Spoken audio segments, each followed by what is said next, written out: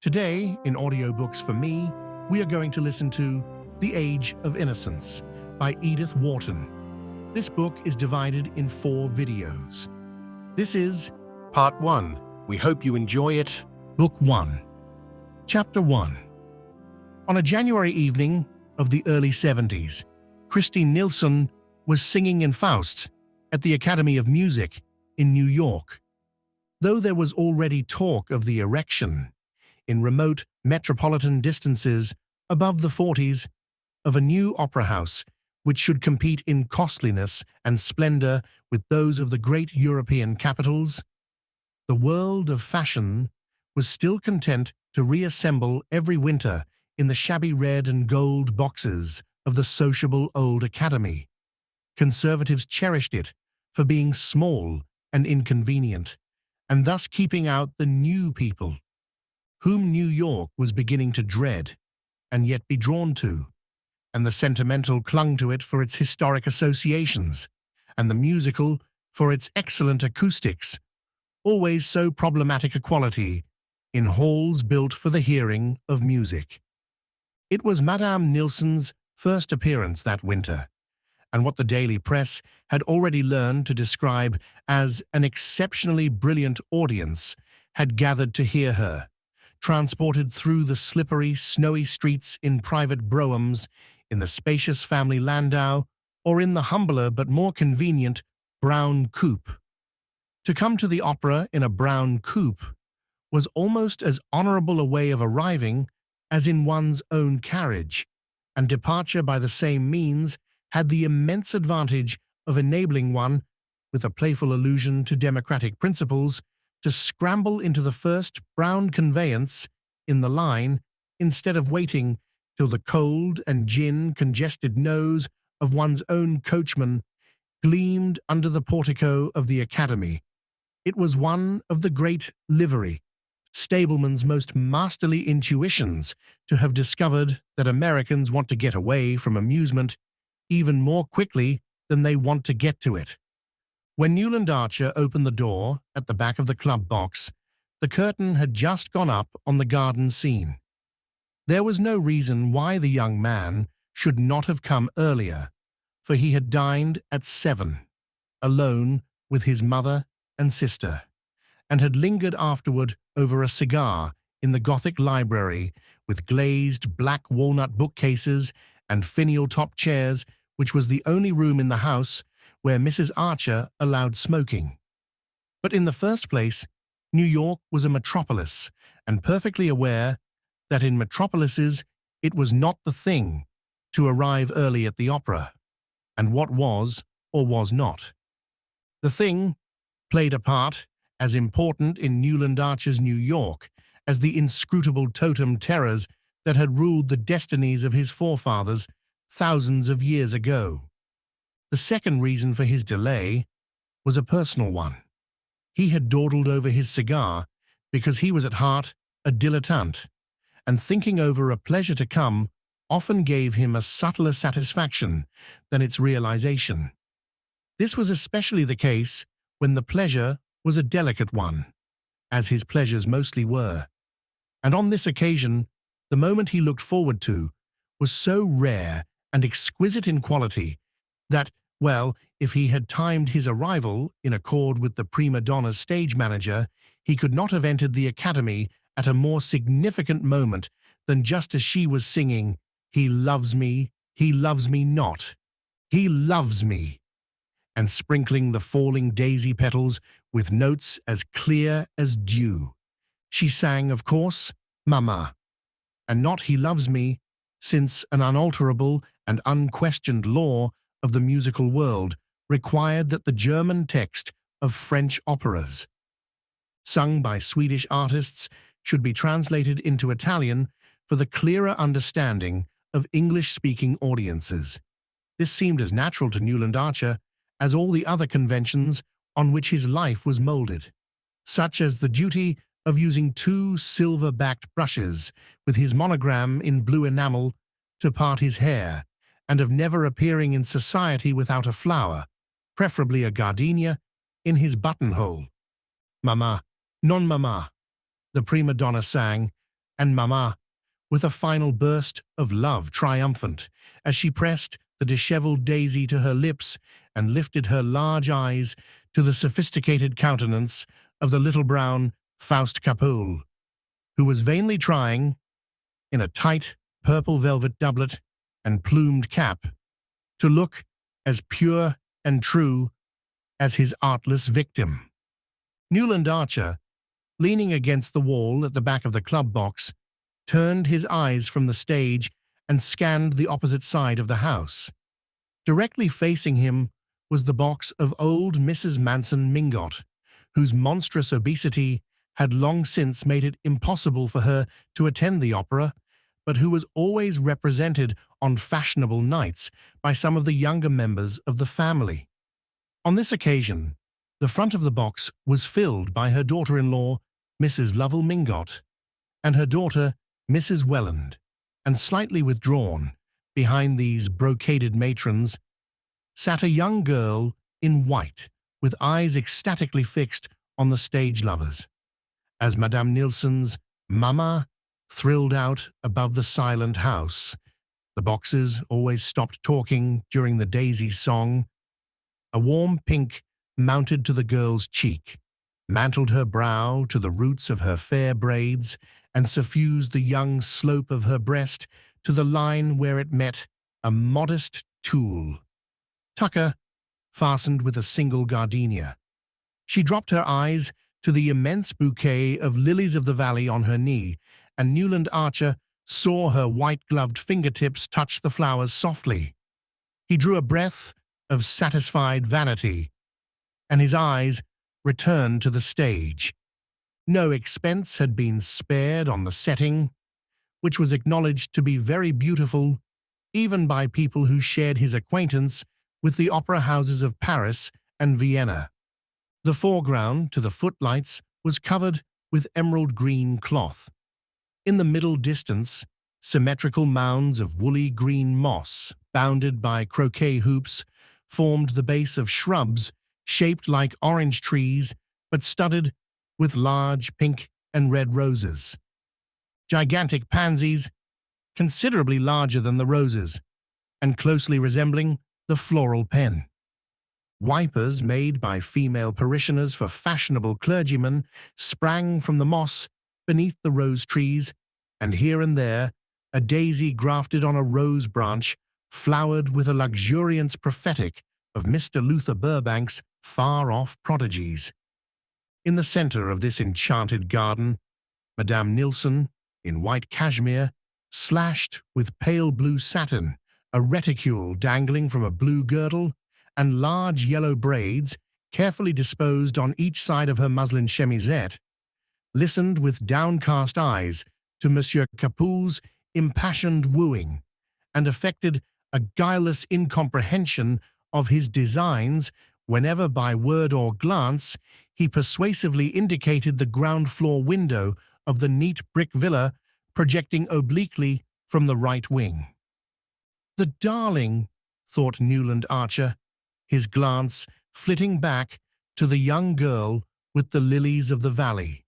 "She doesn't even guess what it's all about." And he contemplated her absorbed young face with a thrill of possessorship in which pride in his own masculine initiation was mingled with a tender reverence for her abysmal purity. "We'll read Faust together by the Italian lakes," he thought, somewhat hazily confusing the scene of his projected honeymoon with the masterpieces of literature which it would be his manly privilege to reveal to his bride.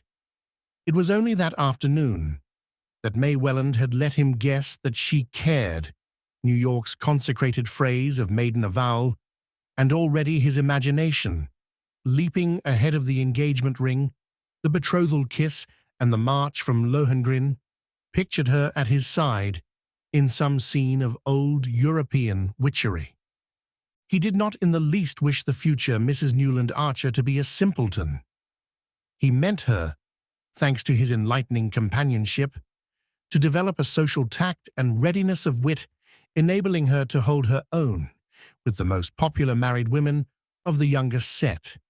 in which it was the recognized custom to attract masculine homage while playfully discouraging it. If he had probed to the bottom of his vanity, as he sometimes nearly did, he would have found there the wish that his wife should be as worldly wise and as eager to please as the married lady whose charms had held his fancy through 2 mildly agitated years, without, of course, any hint of the frailty which had so nearly marred that unhappy being's life, and had disarranged his own plans for a whole winter. How this miracle of fire and ice was to be created and to sustain itself in a harsh world he had never taken the time to think out, but he was content to hold his view without analyzing it, since he knew it was that of all the carefully brushed, white-waistcoated, buttonhole-flowered gentlemen who succeeded each other in the club box, exchanged friendly greetings with him, and turned their opera glasses critically on the circle of ladies who were the product of the system. In matters intellectual and artistic, Newland Archer felt himself distinctly the superior of these chosen specimens of old New York gentility. He had probably read more, thought more, and even seen a good deal more of the world than any other man of the number. Singly, they betrayed their inferiority, but grouped together, they represented New York, and the habit of masculine solidarity made him accept their doctrine on all the issues called moral. He instinctively felt that in this respect it would be troublesome, and also rather bad form, to strike out for himself. "Well, upon my soul," exclaimed Lawrence Lefferts, turning his opera glass abruptly away from the stage. Lawrence Lefferts was, on the whole, the foremost authority on form in New York.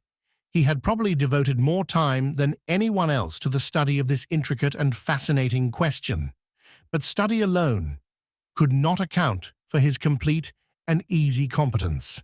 One had only to look at him.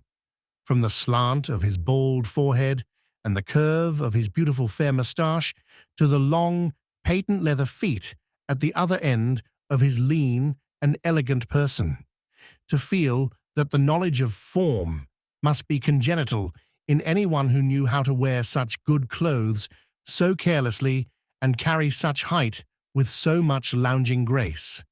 As a young admirer had once said of him, "If anybody can tell a fellow just when to wear a black tie with evening clothes and when not to, it's Larry Lefferts." And on the question of pumps versus patent leather Oxfords, his authority had never been disputed. "My God," he said, and silently handed his glass to old Sillerton Jackson. Newland Archer, following Lefferts's glance, saw with surprise that his exclamation had been occasioned by the entry of a new figure into old Mrs. Mingott's box.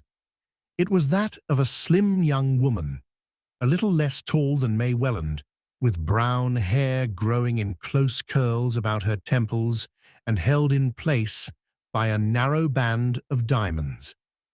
The suggestion of this headdress, which gave her what was then called a Josephine look, was carried out in the cut of the dark blue velvet gown, rather theatrically caught up under her bosom by a girdle with a large, old-fashioned clasp.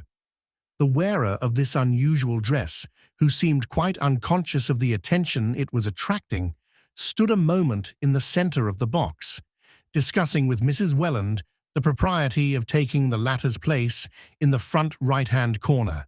Then she yielded with a slight smile, and seated herself in line with Mrs. Welland's sister-in-law, Mrs. Lovell Mingott, who was installed in the opposite corner. Mr. Sillerton Jackson had returned the opera glass to Lawrence Lefferts. The whole of the club turned instinctively, waiting to hear what the old man had to say, for old Mr. Jackson was as great an authority on family as Lawrence Lefferts was on form. He knew all the ramifications of New York's cousinships, and could not only elucidate such complicated questions as that of the connection between the Mingotts, through the Thorleys, with the Dallases of South Carolina, and that of the relationship of the elder branch of Philadelphia Thorleys to the Albany Chiverses, on no account to be confused with the Manson Chiverses of University Place, but could also enumerate the leading characteristics of each family, as, for instance, the fabulous stinginess of the younger lines of Leffertses, the Long Island ones, or the fatal tendency of the Rushworths to make foolish matches, or the insanity recurring in every second generation of the Albany Chiverses, with whom their New York cousins had always refused to intermarry, with the disastrous exception of poor Medora Manson, who, as everybody knew, but then her mother was a Rushworth. In addition to this forest of family trees, Mr. Sillerton Jackson carried between his narrow hollow temples and under his soft thatch of silver hair a register of most of the scandals and mysteries that had smouldered under the unruffled surface of New York society within the last 50 years. So far, indeed, did his information extend, and so acutely retentive was his memory, that he was supposed to be the only man who could have told you who Julius Beaufort, the banker, really was, and what had become of handsome Bob Spicer, old Mrs. Manson Mingott's father, who had disappeared so mysteriously with a large sum of trust money less than a year after his marriage, on the very day that a beautiful Spanish dancer who had been delighting thronged audiences in the old opera house on the Battery had taken ship for Cuba. But these mysteries, and many others, were closely locked in Mr. Jackson's breast, for not only did his keen sense of honor forbid his repeating anything privately imparted, but he was fully aware that his reputation for discretion increased his opportunities of finding out what he wanted to know. The club box, therefore, waited in visible suspense, while Mr. Sillerton Jackson handed back Lawrence Lefferts's opera glass. For a moment, he silently scrutinized the attentive group out of his filmy blue eyes, overhung by old veined lids. Then he gave his moustache a thoughtful twist and said simply, "I didn't think the Mingotts would have tried it on." Chapter 2. Newland Archer, during this brief episode, had been thrown into a strange state of embarrassment. It was annoying that the box, which was thus attracting the undivided attention of masculine New York, should be that in which his betrothed was seated between her mother and aunt. And for a moment he could not identify the lady in the Empire dress, nor imagine why her presence created such excitement among the initiated. Then light dawned on him, and with it came a momentary rush of indignation. No, indeed. No one would have thought the Mingotts would have tried it on. But they had. They undoubtedly had, for the low-toned comments behind him left no doubt in Archer's mind that the young woman was May Welland's cousin, the cousin always referred to in the family as poor Ellen Olenska. Archer knew that she had suddenly arrived from Europe a day or two previously. He had even heard from Miss Welland, not disapprovingly, that she had been to see poor Ellen, who was staying with old Mrs. Mingott. Archer entirely approved of family solidarity, and one of the qualities he most admired in the Mingotts was their resolute championship of the few black sheep that their blameless stock had produced.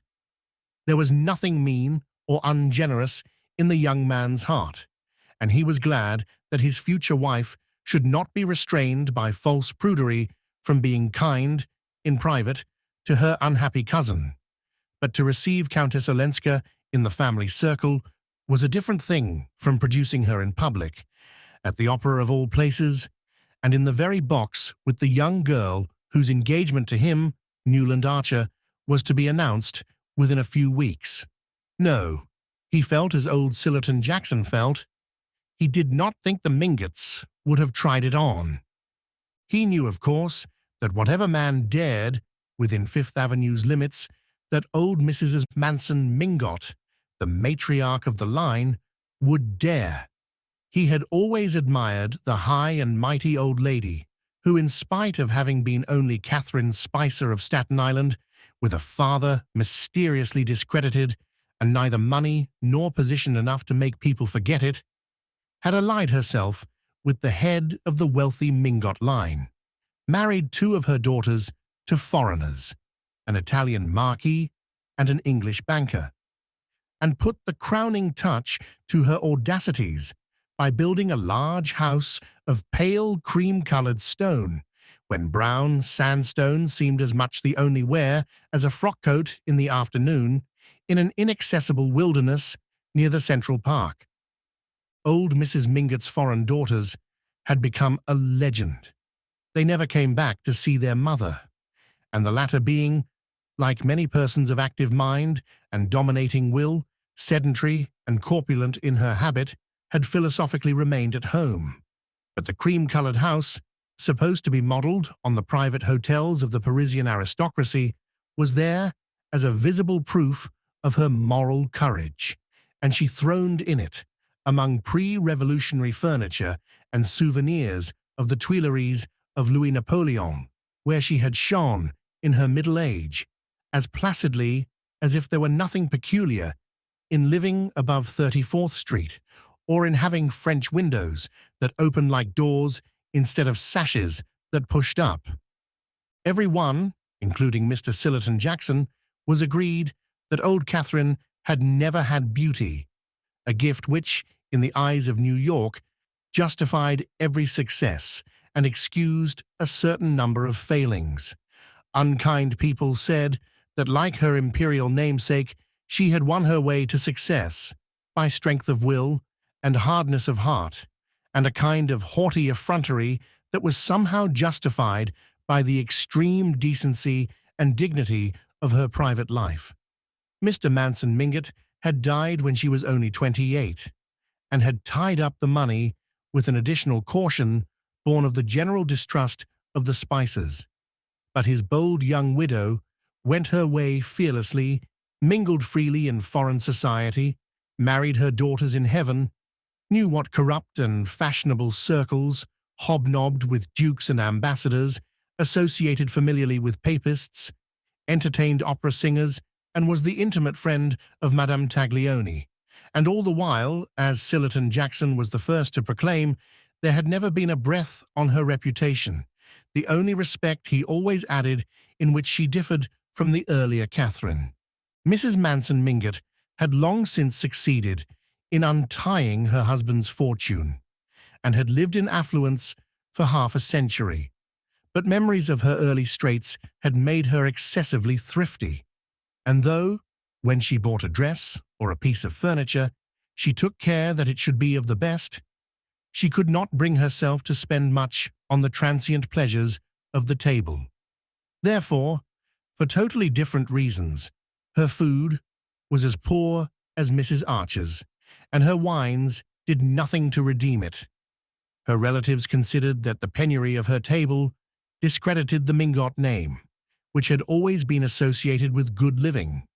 But people continued to come to her in spite of the made dishes and flat champagne, and in reply to the remonstrances of her son Lovell, who tried to retrieve the family credit by having the best chef in New York, she used to say, laughingly, "What's the use of two good cooks in one family, now that I've married the girls and can't eat sauces?" Newland Archer, as he mused on these things, had once more turned his eyes toward the Mingott box. He saw that Mrs. Welland and her sister-in-law were facing their semicircle of critics with the Mingottian aplomb which old Catherine had inculcated in all her tribe, and that only May Welland betrayed, by a heightened color, perhaps due to the knowledge that he was watching her, a sense of the gravity of the situation. As for the cause of the commotion, she sat gracefully in her corner of the box, her eyes fixed on the stage, and revealing, as she leaned forward, a little more shoulder and bosom than New York was accustomed to seeing, at least in ladies who had reasons for wishing to pass unnoticed. Few things seemed to Newland Archer more awful than an offence against taste. That far-off divinity of whom form was the mere visible representative and vicegerent. Madame Olenska's pale and serious face appealed to his fancy as suited to the occasion and to her unhappy situation, but the way her dress, which had no tucker, sloped away from her thin shoulders, shocked and troubled him. He hated to think of May Welland's being exposed to the influence of a young woman so careless of the dictates of taste. After all, he heard one of the younger men begin behind him. Everybody talked through the Mephistopheles and Martha scenes. After all, just what happened? Well, she left him. Nobody attempts to deny that. He's an awful brute, isn't he? Continued the young inquirer, a candid Thorley, who was evidently preparing to enter the lists as the ladies' champion. The very worst. I knew him at Nice, said Lawrence Lefferts with authority. A paralyzed white sneering fellow, rather handsome head, but eyes with a lot of lashes. Well, I'll tell you the sort. When he wasn't with women, he was collecting china. Paying any price for both, I understand. There was a general laugh, and the young champion said, well then, she bolted with his secretary. Oh, I see. The champion's face fell. It didn't last long, though.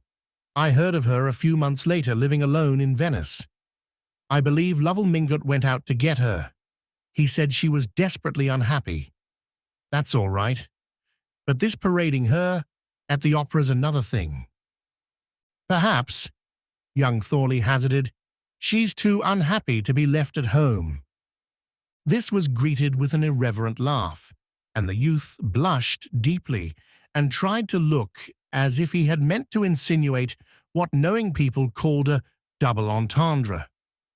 Well, it's queer to have brought Miss Welland anyhow, someone said in a low tone with a side glance at Archer. Oh, that's part of the campaign. Granny's orders, no doubt, Lefferts laughed.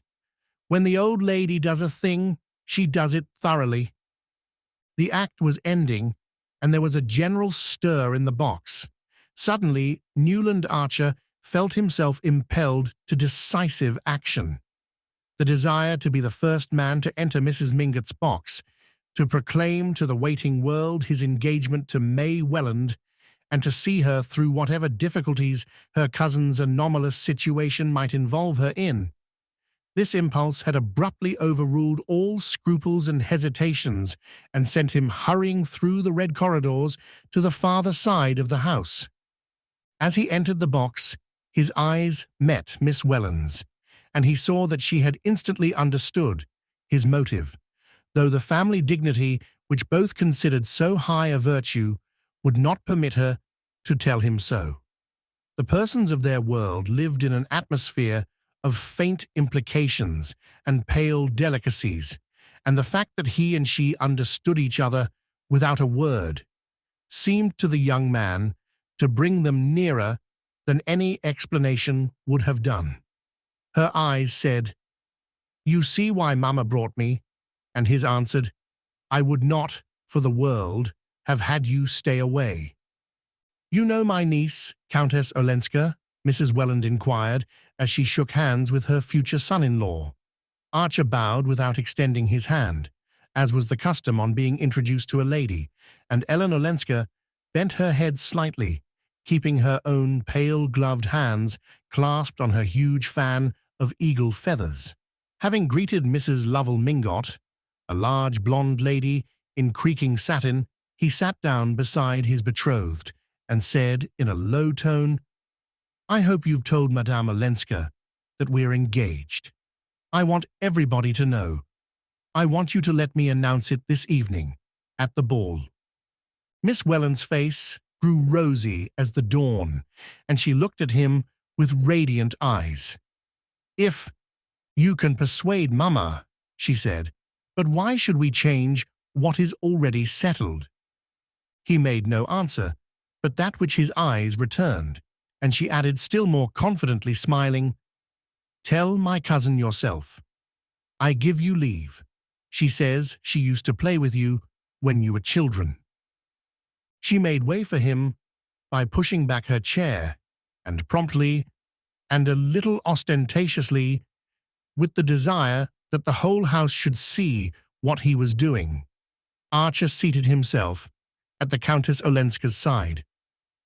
"We did used to play together, didn't we?" she asked, turning her grave eyes to his.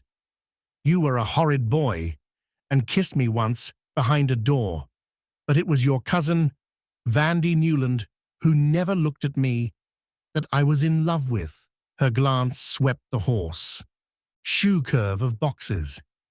"Ah, how this brings it all back to me. I see everybody here in knickerbockers and pantalettes," she said, with her trailing, slightly foreign accent, her eyes returning to his face.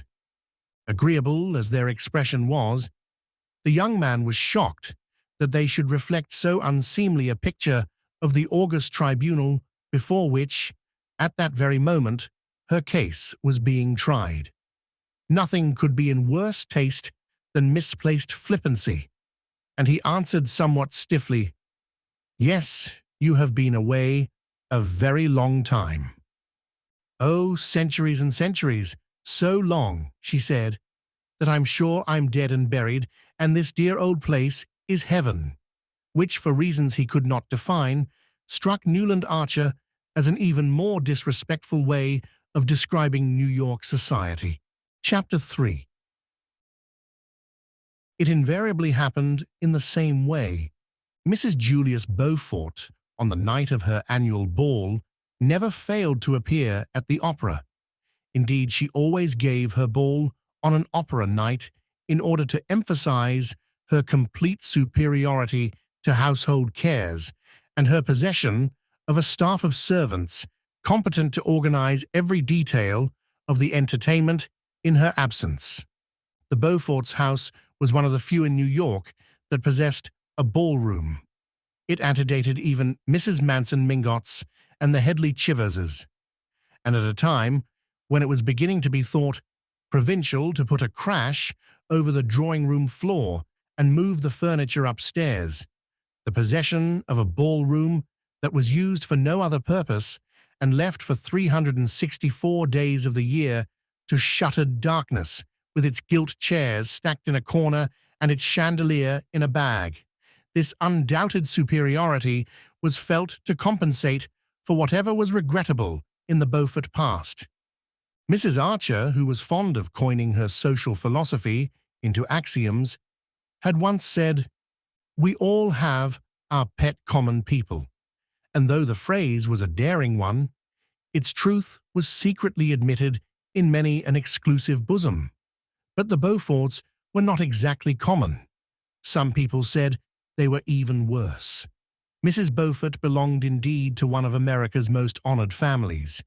She had been the lovely Regina Dallas of the South Carolina branch, a penniless beauty introduced to New York society by her cousin, the imprudent Medora Manson, who was always doing the wrong thing from the right motive. When one was related to the Mansons and the Rushworths, one had a droit de cite, as Mr. Sillerton Jackson, who had frequented the Tuileries, called it, in New York society. But did one not forfeit it in marrying Julius Beaufort? The question was, who was Beaufort? He passed for an Englishman, was agreeable, handsome, ill-tempered, hospitable, and witty. He had come to America with letters of recommendation from old Mrs. Manson Mingott's English son-in-law, the banker, and had speedily made himself an important position in the world of affairs. But his habits were dissipated, his tongue was bitter, his antecedents were mysterious, and when Medora Manson announced her cousin's engagement to him, it was felt to be one more act of folly in poor Medora's long record of imprudences. But folly is as often justified of her children as wisdom, and 2 years after young Mrs. Beaufort's marriage, it was admitted that she had the most distinguished house in New York. No one knew exactly how the miracle was accomplished.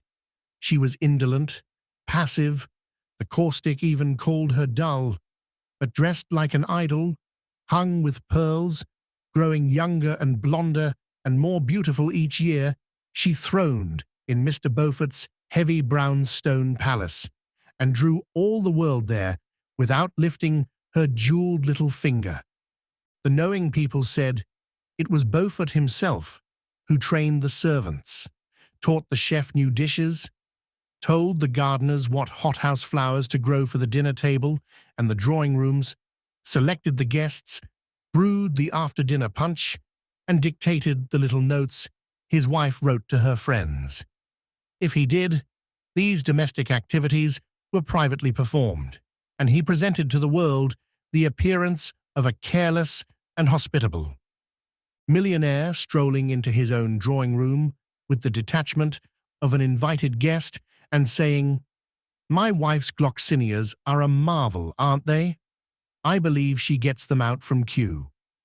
Mr. Beaufort's secret, people were agreed, was the way he carried things off. It was all very well to whisper that he had been helped to leave England by the international banking house in which he had been employed. He carried off that rumor as easily as the rest, though New York's business conscience was no less sensitive than its moral standard. He carried everything before him and all New York into his drawing rooms, and for over 20 years now, people had said they were going to the Beauforts with the same tone of security as if they had said they were going to Mrs. Manson Mingott's, and with the added satisfaction of knowing they would get hot, canvas-back ducks and vintage wines instead of tepid Veuve Clicquot without a year and warmed-up croquettes from Philadelphia.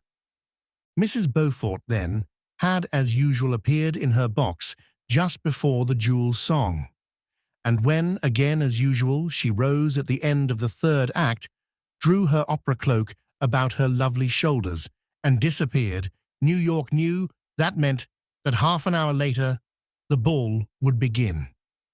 The Beaufort house was one that New Yorkers were proud to show to foreigners, especially on the night of the annual ball. The Beauforts had been among the first people in New York to own their own red velvet carpet and have it rolled down the steps by their own footmen under their own awning instead of hiring it with the supper and the ball. Room chairs. They had also inaugurated the custom of letting the ladies take their cloaks off in the hall instead of shuffling up to the hostess's bedroom and recurling their hair with the aid of the gas burner. Beaufort was understood to have said that he supposed all his wife's friends had maids who saw to it that they were properly coiffées when they left home. Then the house had been boldly planned with a ballroom, so that instead of squeezing through a narrow passage to get to it, as at the Chiverses, one marched solemnly down a vista of enfiladed drawing rooms, the sea green, the crimson, and the bouton d'or, seeing from afar the many candled lustres reflected in the polished parquetry, and beyond that, the depths of a conservatory where camellias and tree ferns arched their costly foliage over seats of black and gold bamboo. Newland Archer, as became a young man of his position, strolled in somewhat late. He had left his overcoat with the silk-stockinged footman. The stockings were one of Beaufort's few fatuities, had dawdled a while in the library hung with Spanish leather and furnished with buhl and malachite, where a few men were chatting and putting on their dancing gloves, and had finally joined the line of guests whom Mrs. Beaufort was receiving on the threshold of the crimson drawing-room. Archer was distinctly nervous. He had not gone back to his club after the opera, as the young bloods usually did, but the night being fine, had walked for some distance up Fifth Avenue before turning back in the direction of the Beauforts' house.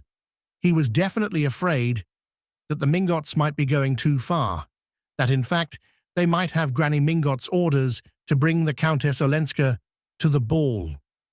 From the tone of the club box, he had perceived how grave a mistake that would be, and though he was more than ever determined to see the thing through, he felt less chivalrously eager to champion his betrothed's cousin than before their brief talk at the opera. Wandering on to the Bouton d'Or drawing-room, where Beaufort had had the audacity to hang Love Victorious, the much-discussed nude of Bouguereau, Archer found Mrs. Welland and her daughter standing near the ballroom door. Couples were already gliding over the floor beyond. The light of the wax candles fell on revolving tulle skirts, on girlish heads wreathed with modest blossoms, on the dashing aigrettes and ornaments of the young married women's coiffures, and on the glitter of highly glazed shirt fronts and fresh glass gloves. Miss Welland, evidently about to join the dancers, hung on the threshold, her lilies of the valley in her hand. She carried no other bouquet, her face a little pale, her eyes burning with a candid excitement. A group of young men and girls were gathered about her, and there was much hand-clasping, laughing, and pleasantry on which Mrs. Welland, standing slightly apart, shed the beam of a qualified approval.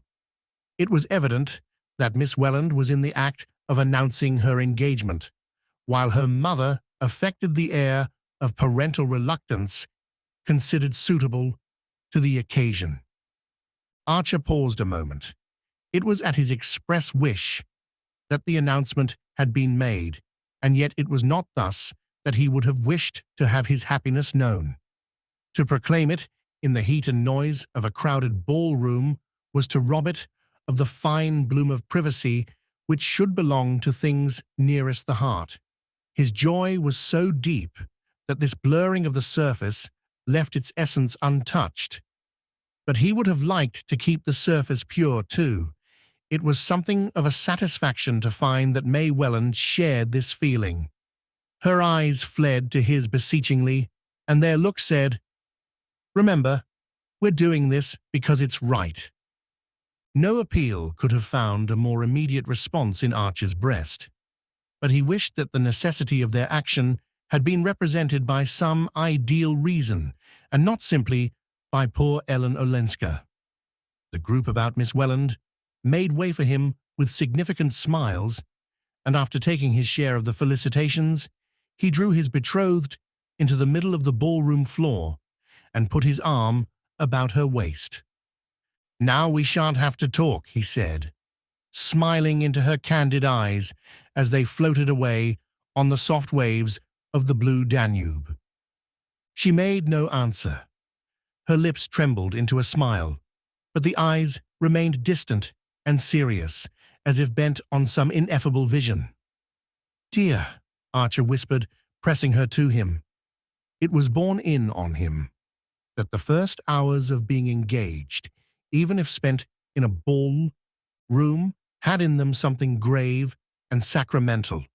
What a new life it was going to be, with this whiteness, radiance, goodness at one's side.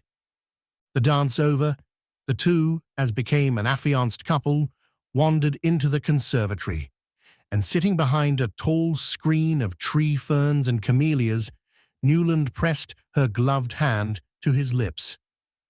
"You see, I did as you asked me to," she said. "Yes, I couldn't wait," he answered, smiling. After a moment he added, "Only I wish it hadn't had to be at a ball." "Yes, I know." She met his glance, comprehendingly. "But after all, even here, we're alone together, aren't we?" "Oh, dearest, always," Archer cried. Evidently, she was always going to understand. She was always going to say the right thing. The discovery made the cup of his bliss overflow, and he went on gaily, "The worst of it is that I want to kiss you, and I can't." As he spoke, he took a swift glance about the conservatory, assured himself of their momentary privacy, and catching her to him, laid a fugitive pressure on her lips. To counteract the audacity of this proceeding, he led her to a bamboo sofa in a less secluded part of the conservatory, and sitting down beside her, broke a lily of the valley from her bouquet. She sat silent, and the world lay like a sunlit valley at their feet. "Did you tell my cousin Ellen?" she asked presently, as if she spoke through a dream. He roused himself and remembered that he had not done so. Some invincible repugnance to speak of such things to the strange foreign woman had checked the words on his lips. "No, I hadn't the chance after all," he said, fibbing hastily.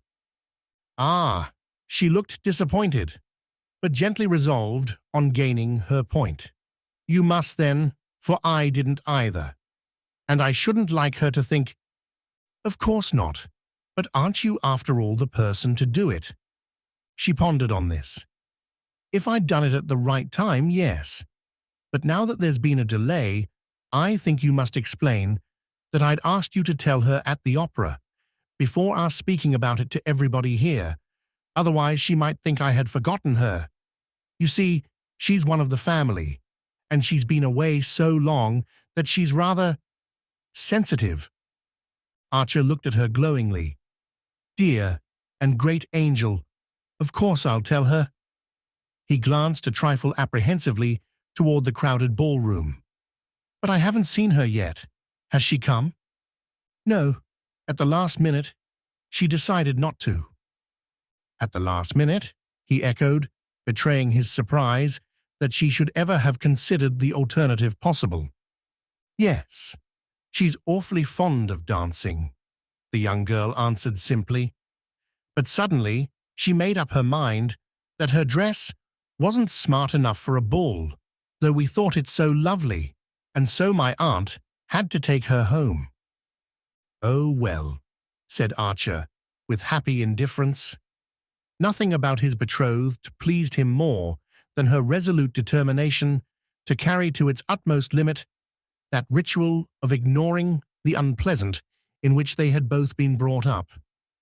"She knows as well as I do," he reflected, "the real reason of her cousin's staying away.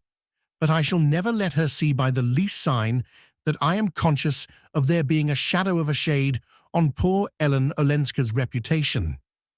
Chapter 4. In the course of the next day, the first of the usual betrothal visits were exchanged. The New York ritual was precise and inflexible in such matters, and in conformity with it, Newland Archer first went with his mother and sister to call on Mrs. Welland, after which he and Mrs. Welland and May drove out to old Mrs. Manson Mingot's to receive that venerable ancestress's blessing. A visit to Mrs. Manson Mingot was always an amusing episode to the young man. The house in itself was already an historic document, though not, of course, as venerable as certain other old family houses in University Place and Lower Fifth Avenue. Those were of the purest 1830, with a grim harmony of cabbage rose, garlanded carpets, rosewood consoles, round-arched fireplaces with black marble mantels, and immense glazed book cases of mahogany, whereas old Mrs. Mingot, who had built her house later, had bodily cast out the massive furniture of her prime and mingled with the Mingot heirlooms the frivolous upholstery of the Second Empire. It was her habit to sit in a window of her sitting room on the ground floor, as if watching calmly for life and fashion to flow northward to her solitary doors. She seemed in no hurry to have them come, for her patience was equalled by her confidence. She was sure that presently the hoardings, the quarries, the one-story saloons, the wooden greenhouses in ragged gardens, and the rocks from which goats surveyed the scene would vanish before the advance of residences as stately as her own. Perhaps, for she was an impartial woman, even statelier, and that the cobblestones over which the old clattering omnibuses bumped would be replaced by smooth asphalt, such as people reported having seen in Paris.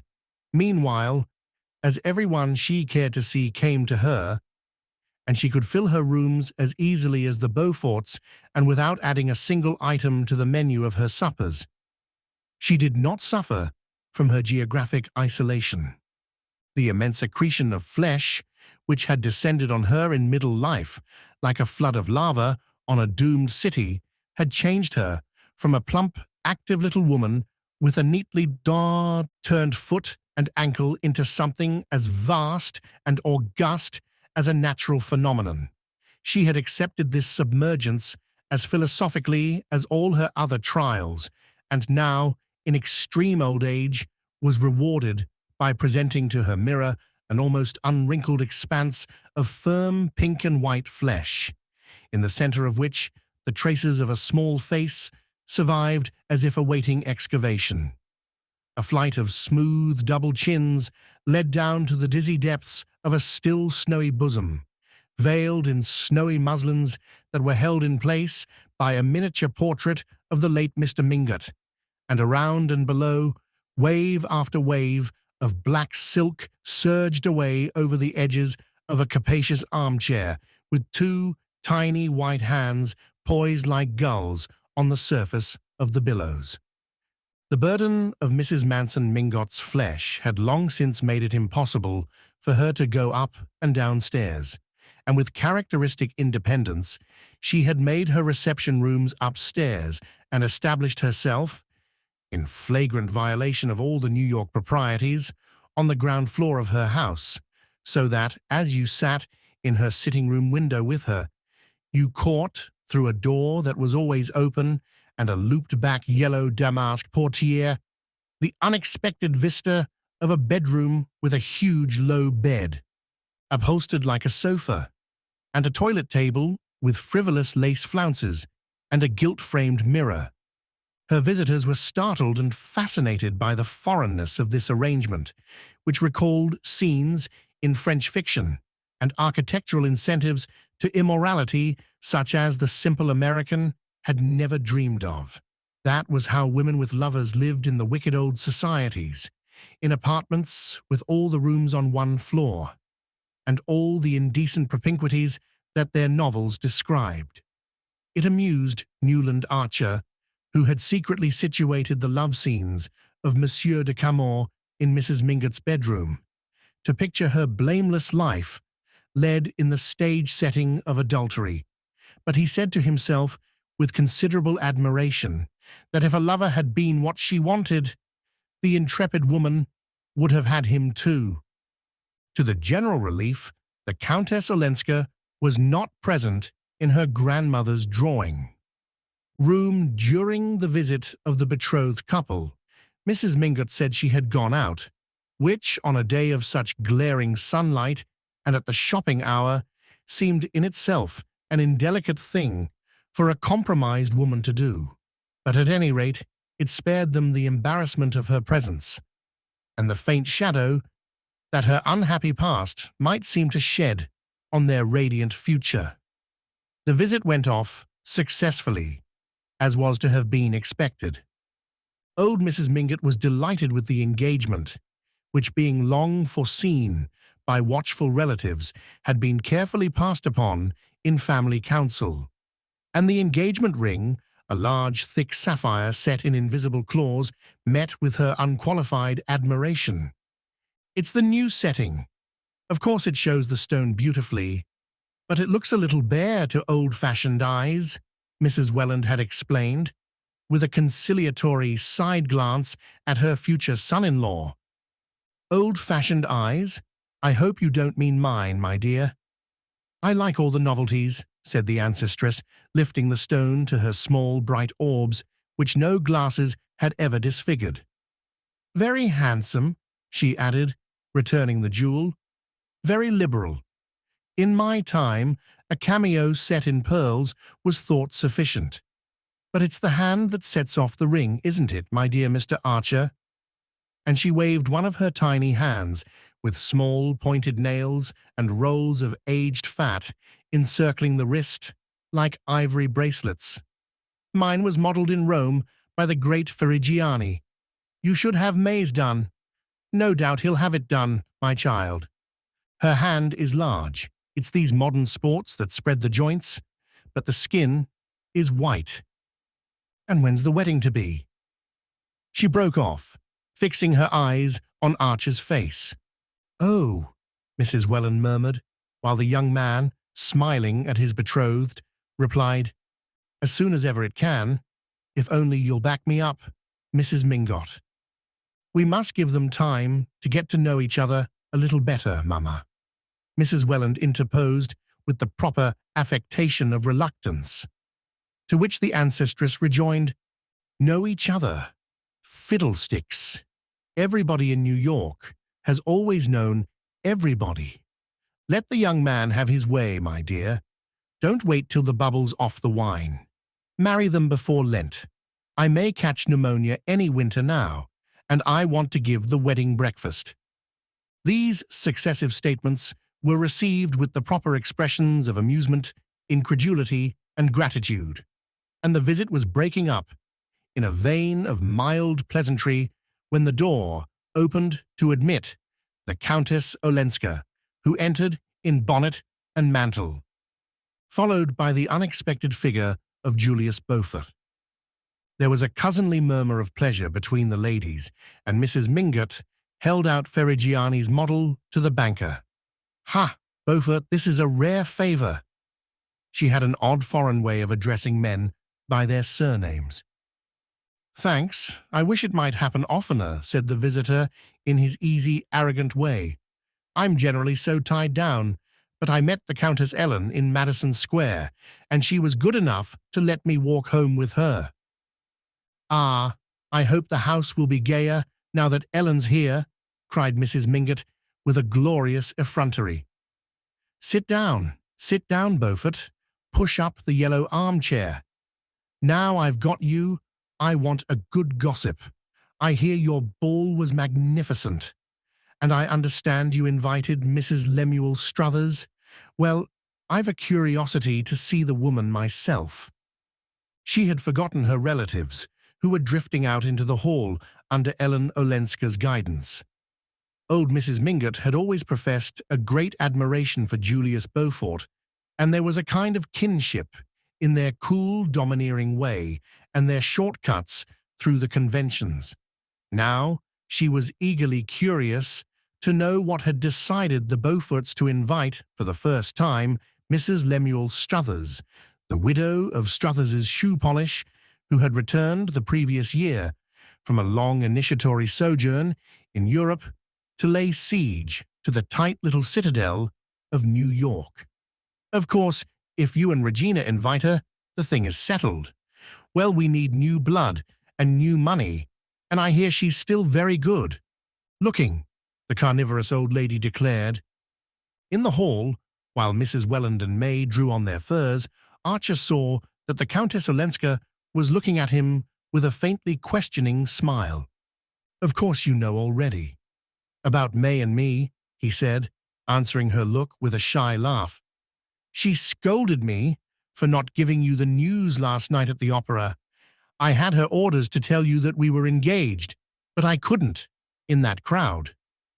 The smile passed from Countess Olenska's eyes to her lips. She looked younger, more like the bold brown Ellen Mingott of his boyhood. "Of course I know. Yes, and I'm so glad. But one doesn't tell such things first in a crowd." The ladies were on the threshold, and she held out her hand. "Goodbye. Come and see me some day," she said, still looking at Archer. In the carriage, on the way down Fifth Avenue, they talked pointedly of Mrs. Mingott, of her age, her spirit, and all her wonderful attributes. No one alluded to Ellen Olenska, but Archer knew that Mrs. Welland was thinking, "It's a mistake for Ellen to be seen, the very day after her arrival, parading up Fifth Avenue at the crowded hour with Julius Beaufort." And the young man himself mentally added, "And she ought to know that a man who's just engaged doesn't spend his time calling on married women. But I dare say, in the set she's lived in, they do.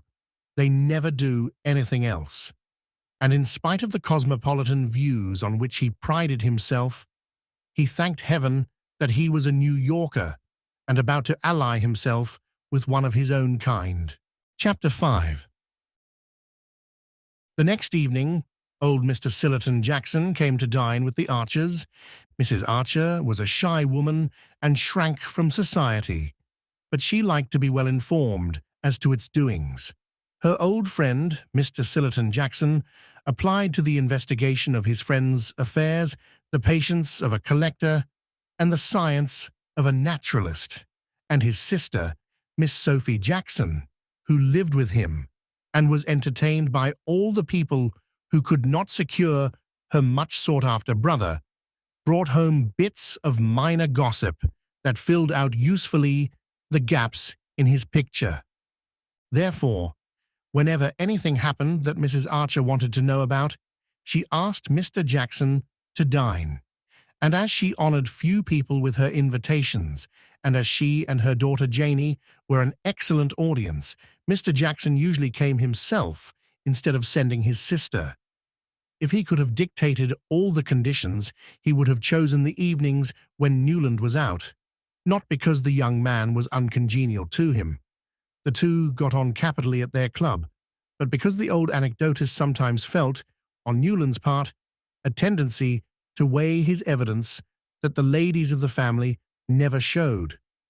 Mr. Jackson, if perfection had been attainable on earth, would also have asked that Mrs. Archer's food should be a little better. But then New York, as far back as the mind of man could travel, had been divided into the two great fundamental groups of the Mingots and Mansons and all their clan, who cared about eating and clothes and money, and the Archer-Newland van der Luyden tribe, who were devoted to travel, horticulture, and the best fiction, and looked down on the grosser forms of pleasure. You couldn't have everything, after all. If you dined with the Lovell Mingots, you got canvasback and terrapin and vintage wines. At Adeline Archer's, you could talk about alpine scenery and the marble faun. And luckily, the Archer Madeira had gone round the Cape. Therefore, when a friendly summons came from Mrs. Archer, Mr. Jackson, who was a true eclectic, would usually say to his sister, "I've been a little gouty since my last dinner at the Lovell Mingots. It will do me good to diet at Adeline's." Mrs. Archer, who had long been a widow, lived with her son and daughter in West 28th Street. An upper floor was dedicated to Newland, and the two women squeezed themselves into narrower quarters below. In an unclouded harmony of tastes and interests, they cultivated ferns in Wardian cases, made macrame lace and wool embroidery on linen, collected American Revolutionary glazed ware, subscribed to Good Words, and read Ouida's novels for the sake of the Italian atmosphere. They preferred those about peasant life because of the descriptions of scenery and the pleasanter sentiments, though in general they liked novels about people in society whose motives and habits were more comprehensible, spoke severely of Dickens, who had never drawn a gentleman, and considered Thackeray less at home in the great world than Bulwer, who, however, was beginning to be thought old-fashioned. Mrs. and Miss Archer were both great lovers of scenery. It was what they principally sought and admired on their occasional travels abroad, considering architecture and painting as subjects for men, and chiefly for learned persons who read Ruskin. Mrs. Archer had been born a Newland, and mother and daughter, who were as like as sisters, were both, as people said, true Newlands, tall, pale, and slightly round-shouldered, with long noses, sweet smiles, and a kind of drooping distinction like that in certain faded Reynolds portraits. Their physical resemblance would have been complete if an elderly embonpoint had not stretched Mrs. Archer's black brocade, while Miss Archer's brown and purple poplins hung, as the years went on, more and more slackly on her virgin frame. Mentally, the likeness between them, as Newland was aware, was less complete than their identical mannerisms often made it appear. The long habit of living together in mutually dependent intimacy had given them the same vocabulary and the same habit of beginning their phrases, "Mother thinks," or "Janie thinks," according as one or the other wished to advance an opinion of her own. But in reality, while Mrs. Archer's serene unimaginativeness rested easily in the accepted and familiar, Janie was subject to starts and aberrations of fancy welling up from springs of suppressed romance. Mother and daughter adored each other and revered their son and brother, and Archer loved them with a tenderness made compunctious and uncritical by the sense of their exaggerated admiration, and by his secret satisfaction in it. After all, he thought it a good thing for a man to have his authority respected in his own house, even if his sense of humor sometimes made him question the force of his mandate. On this occasion, the young man was very sure that Mr. Jackson would rather have had him dine out. But he had his own reasons for not doing so. Of course, old Jackson wanted to talk about Ellen Olenska, and of course Mrs. Archer and Janie wanted to hear what he had to tell. All three would be slightly embarrassed by Newland's presence, now that his prospective relation to the Mingot clan had been made known, and the young man waited with an amused curiosity to see how they would turn the difficulty. They began, obliquely, by talking about Mrs. Lemuel Struthers. "It's a pity the Beauforts asked her," Mrs. Archer said gently.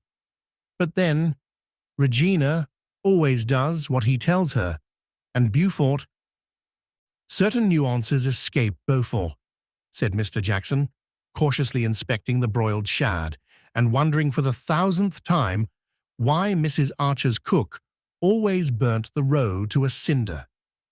Newland, who had long shared his wonder, could always detect it in the older man's expression of melancholy disapproval. "Oh, necessarily, Beaufort is a vulgar man," said Mrs. Archer. "My grandfather Newland always used to say to my mother, 'Whatever you do, don't let that fellow Beaufort be introduced to the girls.' But at least he's had the advantage of associating with gentlemen. In England, too, they say. It's all very mysterious." She glanced at Janie and paused. She and Janie knew every fold of the Beaufort mystery, but in public, Mrs. Archer continued to assume that the subject was not one for the unmarried. "But this Mrs. Struthers," Mrs. Archer continued, "what did you say she was, Sillerton?" "Out of a mine, or rather, out of the saloon at the head of the pit, then with living wax. Works, touring New England.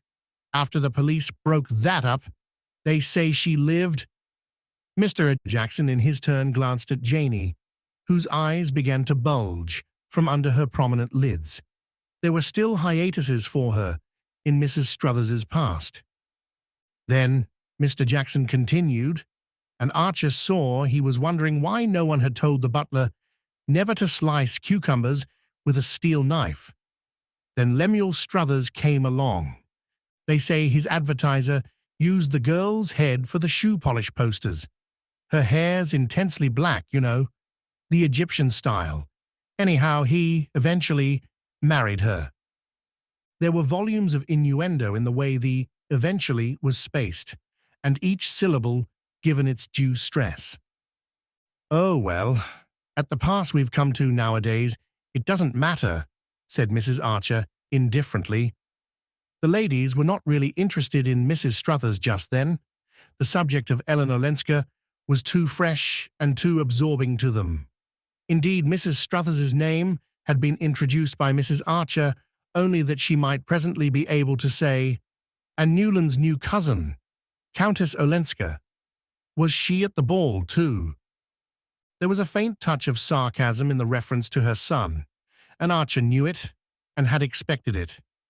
Even Mrs. Archer, who was seldom unduly pleased with human events, had been altogether glad of her son's engagement, especially after that silly business with Mrs. Rushworth, as she had remarked to Janie, alluding to what had once seemed to Newland a tragedy of which his soul would always bear the scar. There was no better match in New York than May Welland.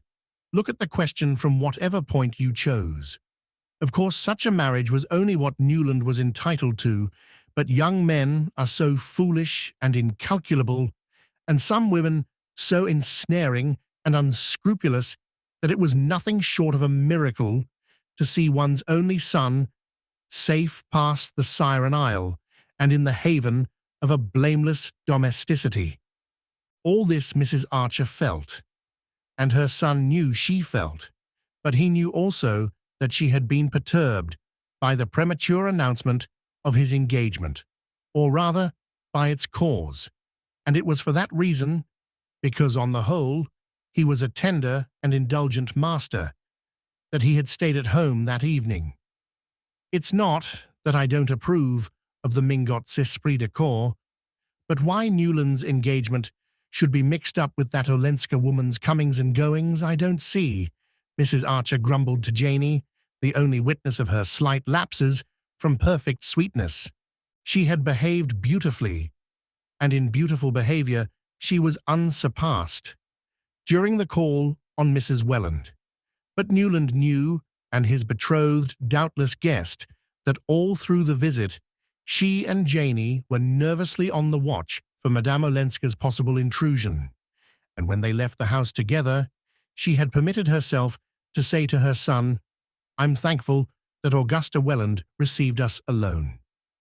These indications of inward disturbance moved Archer the more that he, too, felt that the Mingots had gone a little too far. But, as it was against all the rules of their code that the mother and son should ever allude to what was uppermost in their thoughts, he simply replied, "Oh, well, there's always a phase of family parties to be gone through when one gets engaged, and the sooner it's over, the better." At which his mother merely pursed her lips under the lace veil that hung down from her grey velvet bonnet, trimmed with frosted grapes.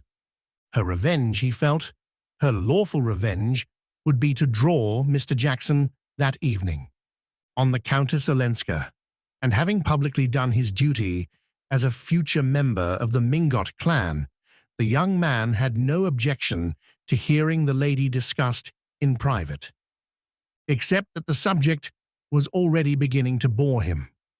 Mr. Jackson had helped himself to a slice of the tepid filet which the mournful butler had handed him with a look as skeptical as his own, and had rejected the mushroom sauce after a scarcely perceptible sniff. He looked baffled and hungry, and Archer reflected that he would probably finish his meal on Ellen Olenska. Mr. Jackson leaned back in his chair and glanced up at the candlelit arches, Newlands, and van der Luydens hanging in dark frames on the dark walls.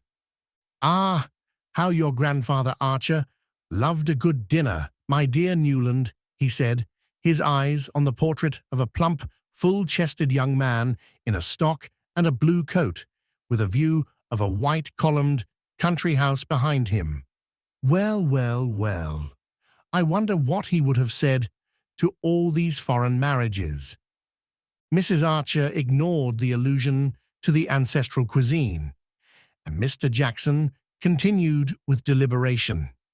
No, she was not at the ball. "Ah," Mrs. Archer murmured, in a tone that implied she had that decency. "Perhaps the Beauforts don't know her," Janey suggested, with her artless malice. Mr. Jackson gave a faint sip, as if he had been tasting invisible Madeira.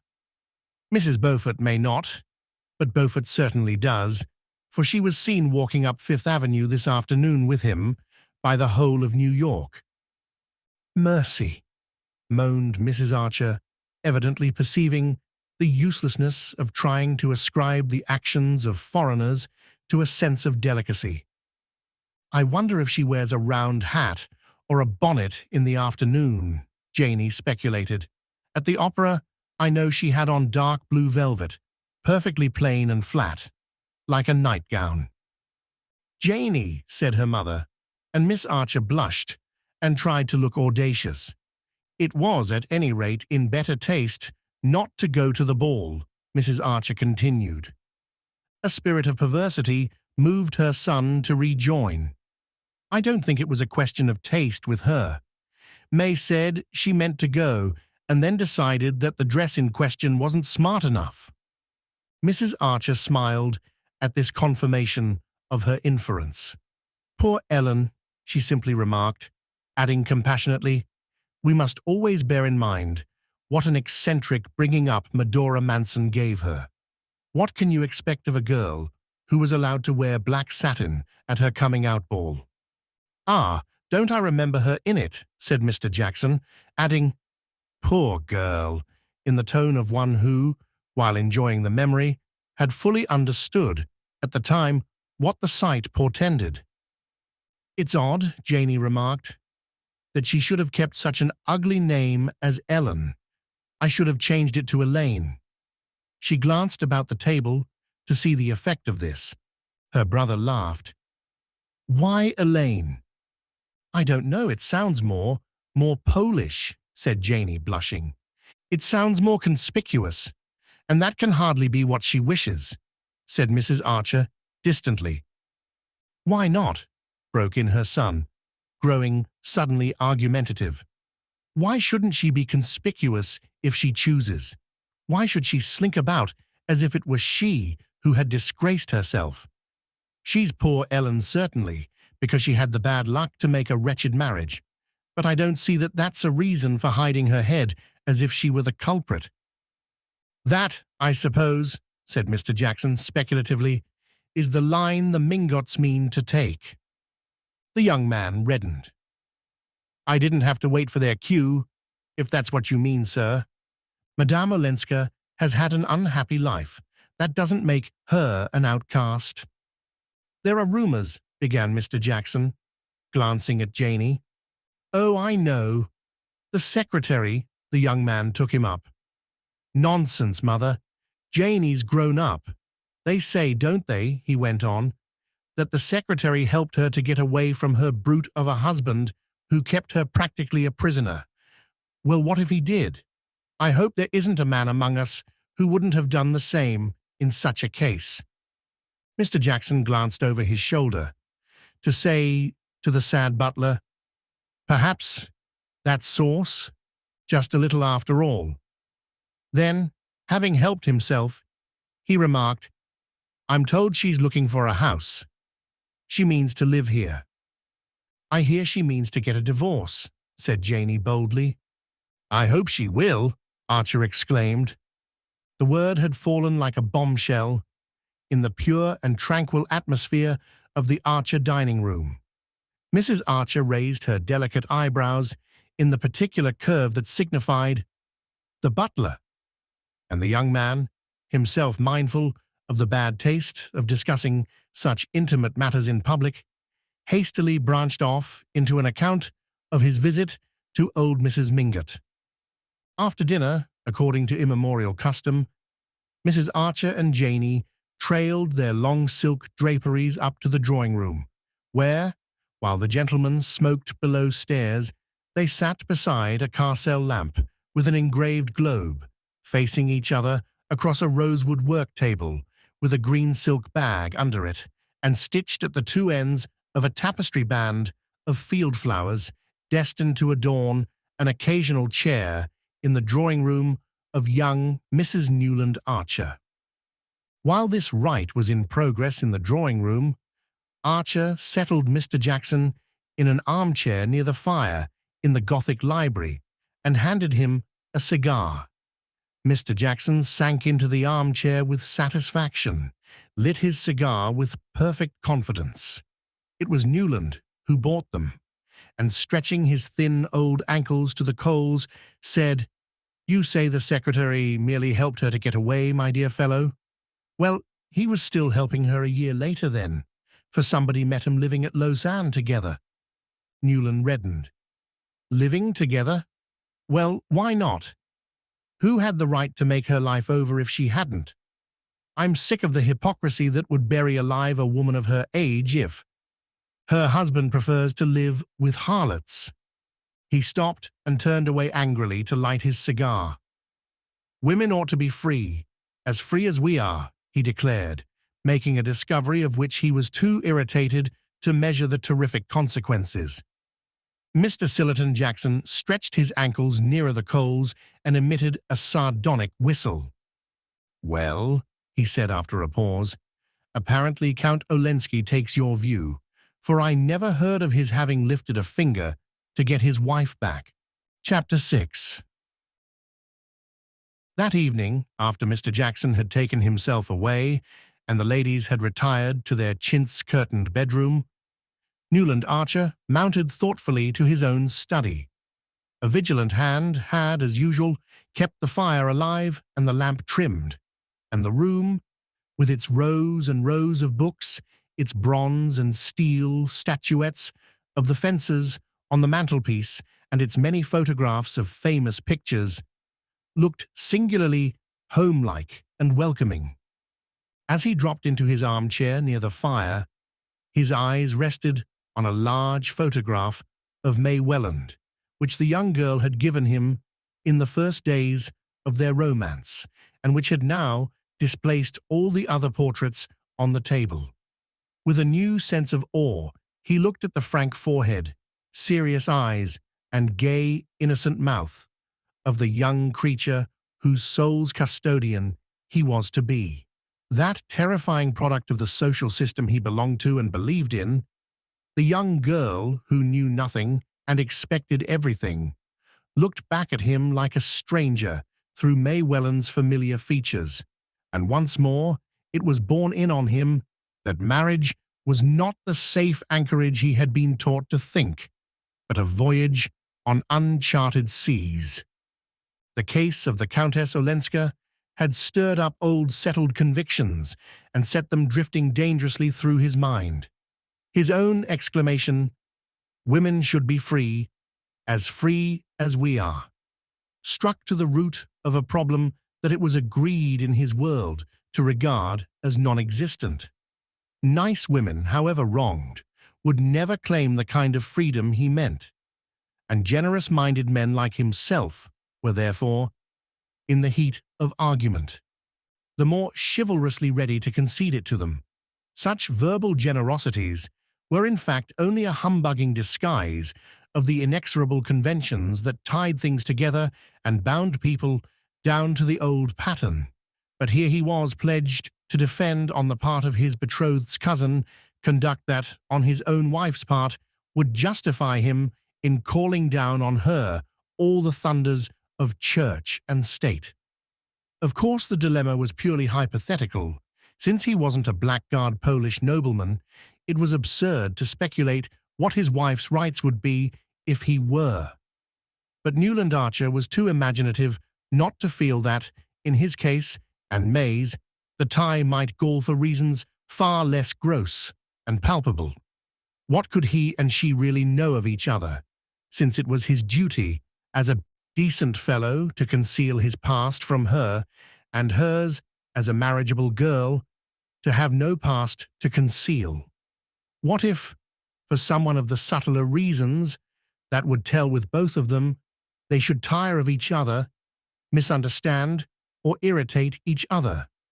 He reviewed his friends' marriages, the supposedly happy ones, and saw none that answered even remotely to the passionate and tender comradeship which he pictured as his permanent relation with May Welland. He perceived that such a picture presupposed, on her part, the experience, the versatility, the freedom of judgment, which she had been carefully trained not to possess, and with a shiver of foreboding, he saw his marriage becoming what most of the other marriages about him were, a dull association of material and social interests held together by ignorance on the one side and hypocrisy on the other. Lawrence Lefferts occurred to him as the husband who had most completely realized this enviable ideal. As became the high priest of form, he had formed a wife so completely to his own convenience that in the most conspicuous moments of his frequent love affairs with other men's wives, she went about in smiling unconsciousness, saying that Lawrence was so frightfully strict, and had been known to blush indignantly and avert her gaze when someone alluded in her presence to the fact that Julius Beaufort as became a foreigner. of doubtful origin, had what was known in New York as another establishment. Archer tried to console himself with the thought that he was not quite such an ass as Larry Lefferts, nor May such a simpleton as poor Gertrude, but the difference was, after all, one of intelligence and not of standards. In reality, they all lived in a kind of hieroglyphic world where the real thing was never said or done or even thought, but only represented by a set of arbitrary signs, as when Mrs. Welland, who knew exactly why Archer had pressed her to announce her daughter's engagement at the Beaufort ball, and had indeed expected him to do no less, yet felt obliged to simulate reluctance and the air of having had her hand forced, quite as, in the books on primitive man that people of advanced culture were beginning to read, the savage bride is dragged with shrieks from her parents' tent. The result, of course, was that the young girl who was the center of this elaborate system of mystification remained the more inscrutable for her very frankness and assurance. She was frank, poor darling, because she had nothing to conceal, assured because she knew of nothing to be on her guard against, and with no better preparation than this, she was to be plunged overnight into what people evasively called the facts of life. The young man was sincerely, but placidly, in love. He delighted in the radiant good looks of his betrothed, in her health, her horsemanship, her grace and quickness at games, and the shy interest in books and ideas that she was beginning to develop under his guidance. She had advanced far enough to join him in ridiculing the idylls of the king, but not to feel the beauty of Ulysses and the lotus eaters. She was straightforward, loyal, and brave. She had a sense of humor, chiefly proved by her laughing at his jokes, and he suspected, in the depths of her innocently gazing soul, a glow of feeling that it would be a joy to waken. But when he had gone the brief round of her, he returned discouraged by the thought that all this frankness and innocence were only an artificial product. Untrained human nature was not frank and innocent. It was full of the twists and defenses of an instinctive guile, and he felt himself oppressed by this creation of factitious purity, so cunningly manufactured by a conspiracy of mothers and aunts and grandmothers and long-dead ancestresses, because it was supposed to be what he wanted, what he had a right to, in order that he might exercise his lordly pleasure in smashing it like an image made of snow. There was a certain triteness in these reflections. They were those habitual to young men on the approach of their wedding day, but they were generally accompanied by a sense of compunction and self-abasement of which Newland Archer felt no trace. He could not deplore, as Thackeray's heroes so often exasperated him by doing, that he had not a blank page to offer his bride in exchange for the unblemished one she was to give to him. He could not get away from the fact that if he had been brought up as she had, they would have been no more fit to find their way about than the babes in the wood. Nor could he, for all his anxious cogitations, see any honest reason, any, that is, unconnected with his own momentary pleasure and the passion of masculine vanity, why his bride should not have been allowed the same freedom of experience as himself. Such questions, at such an hour, were bound to drift through his mind, but he was conscious that their uncomfortable persistence and precision were due to the inopportune arrival of the Countess Olenska. Here he was, at the very moment of his betrothal, a moment for pure thoughts and cloudless hopes, pitchforked into a coil of scandal which raised all the special problems he would have preferred to let lie. "Hang Ellen Olenska," he grumbled as he covered his fire and began to undress. He could not really see why her fate should have the least bearing on his, yet he dimly felt that he had only just begun to measure the risks of the championship which his engagement had forced upon him. A few days later, the bolt fell. The Lovell Mingots had sent out cards for what was known as a formal dinner. That is, 3 extra footmen, 2 dishes for each course, and a Roman punch in the middle, and had headed their invitations with the words, "To meet the Countess Olenska," in accordance with the hospitable American fashion, which treats strangers as if they were royalties, or at least as their ambassadors. The guests had been selected with a boldness and discrimination in which the initiated recognized the firm hand of Catherine the Great.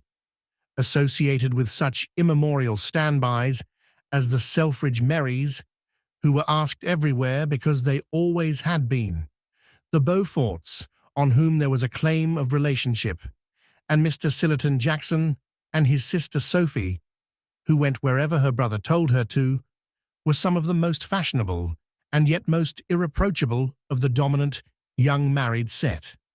The Lawrence Leffertses, Mrs. Lefferts Rushworth, the lovely widow, the Harry Thorleys, the Reggie Chiverses, and young Maurice Dagonet and his wife, who was a Van der Luyden.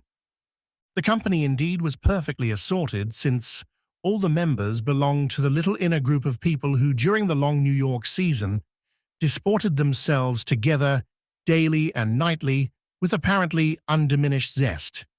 48 hours later, the unbelievable had happened. Everyone had refused the Mingots' invitation except the Beauforts and old Mr. Jackson and his sister. The intended slight was emphasized by the fact that even the Reggie Chiverses, who were of the Mingot clan, were among those inflicting it, and by the uniform wording of the notes, in all of which the writers regretted that they were unable to accept, without the mitigating plea of a previous engagement, that ordinary courtesy prescribed. New York society was, in those days, far too small and too scant in its resources for everyone in it, including livery stable keepers, butlers, and cooks, not to know exactly on which evenings people were free, and it was thus possible for the recipients of Mrs. Lovell Mingot's invitations to make cruelly clear their determination not to meet the Countess Olenska. The blow was unexpected, but the Mingots, as their way was, met it gallantly. Mrs. Lovell Mingot confided the case to Mrs. Welland, who confided it to Newland Archer, who, aflame at the outrage, appealed passionately and authoritatively to his mother, who, after a painful period of inward resistance and outward temporizing, succumbed to his instances, as she always did, and immediately embracing his cause with an energy redoubled by her previous hesitations, put on her grey velvet bonnet and said, "I'll go and see Louisa van der Luyden." The New York of Newland Archer's day was a small and slippery pyramid, in which, as yet, hardly a fissure had been made or a foothold gained. At its base was a firm foundation of what Mrs. Archer called plain people, an honorable but obscure majority of respectable families who, as in the case of the Spicers or the Leffertses or the Jacksons, had been raised above their level by marriage with one of the ruling clans. People, Mrs. Archer always said, were not as particular as they used to be, and with old Catherine Spicer ruling one end of Fifth Avenue and Julius Beaufort the other, you couldn't expect the old traditions to last much longer. Firmly narrowing upward from this wealthy but inconspicuous substratum was the compact and dominant group which the Mingots, Newlands, Chiverses, and Mansons so actively represented. Most people imagined them to be the very apex of the pyramid, but they themselves, at least those of Mrs. Archer's generation, were aware that, in the eyes of the professional genealogist, only a still smaller number of families could lay claim to that eminence. "Don't tell me," Mrs. Archer would say to her children, "all this modern newspaper rubbish about a New York aristocracy. If there is one, neither the Mingots nor the Mansons belong to it. No, nor the Newlands or the Chiverses either." Our grandfathers and great-grandfathers were just respectable English or Dutch merchants who came to the colonies to make their fortune and stayed here because they did so well. One of your great-grandfathers signed the Declaration, and another was a general on Washington's staff and received General Burgoyne's sword after the Battle of Saratoga. These are things to be proud of, but they have nothing to do with rank or class. New York has always been a commercial community, and there are not more than 3 families in it who can claim an aristocratic origin in the real sense of the word. Mrs. Archer and her son and daughter, like everyone else in New York, knew who these privileged beings were. The Dagonets of Washington Square, who came of an old English county family allied with the Pitts and Foxes. The Lannings, who had intermarried with the descendants of Count de Grasse, and the van der Luydens, direct descendants of the first Dutch governor of Manhattan, and related by pre-revolutionary marriages to several members of the French and British aristocracy. The Lannings survived only in the person of 2 very old but lively Miss Lannings, who lived cheerfully and reminiscently among family portraits and Chippendale. The Dagonets were a considerable clan, allied to the best names in Baltimore and Philadelphia, but the van der Luydens, who stood above all of them, had faded into a kind of super-terrestrial twilight, from which only 2 figures impressively emerged, those of Mr. and Mrs. Henry van der Luyden. Mrs. Henry van der Luyden had been Louisa Dagonet, and her mother had been the granddaughter of Colonel Dulac of an old Channel Island family who had fought under Cornwallis and had settled in Maryland after the war with his bride, Lady Angelica Trevenna, 5th daughter of the Earl of St. Austrey. The tie between the Dagonets, the Dulacs of Maryland, and their aristocratic Cornish kinsfolk, the Trevennas, had always remained close and cordial. Mr. and Mrs. van der Luyden had more than once paid long visits to the present head of the House of Trevenna, the Duke of St. Austrey, at his country seat in Cornwall and at St. Austrey in Gloucestershire, and his Grace had frequently announced his intention of some day returning their visit without the Duchess, who feared the Atlantic. Mr. and Mrs. van der Luyden divided their time between Trevenna, their place in Maryland, and Skyttercliff, the great estate on the Hudson, which had been one of the colonial grants of the Dutch government to the famous first governor, and of which Mr. van der Luyden was still patroon. Their large, solemn house in Madison Avenue was seldom opened, and when they came to town, they received in it only their most intimate friends. "I wish you would go with me, Newland," his mother said, suddenly pausing at the door of the brown coupe. "Louisa is fond of you. And of course, it's on account of dear May that I'm taking this step, and also because if we don't all stand together, there'll be no such thing as society left." Chapter 7. Mrs. Henry van der Luyden listened in silence to her cousin Mrs. Archer's narrative. It was all very well to tell yourself in advance that Mrs. van der Luyden was always silent, and that though non-committal by nature and training, she was very kind to the people she really liked. Even personal experience of these facts was not always a protection from the chill that descended on one. In the high-ceilinged, white-walled Madison Avenue drawing-room, with the pale brocaded armchairs so obviously uncovered for the occasion, and the gauze still veiling the ormolu mantel ornaments, and the beautiful old carved frame of Gainsborough's Lady Angelica Dulac, Mrs. van der Luyden's portrait by Huntington, in black velvet and Venetian point, faced that of her lovely ancestress. It was generally considered as fine as a cabanel, and though 20 years had elapsed since its execution, was still a perfect likeness. Indeed, the Mrs. van der Luyden, who sat beneath it listening to Mrs. Archer, might have been the twin sister of the fair and still youngish woman drooping against a gilt armchair before a green, rep curtain. Mrs. van der Luyden still wore black velvet and Venetian point when she went into society, or rather, since she never dined out, when she threw open her own doors to receive it. Her fair hair, which had faded without turning grey, was still parted in flat, overlapping points on her forehead, and the straight nose that divided her pale blue eyes was only a little more pinched about the nostrils than when the portrait had been painted.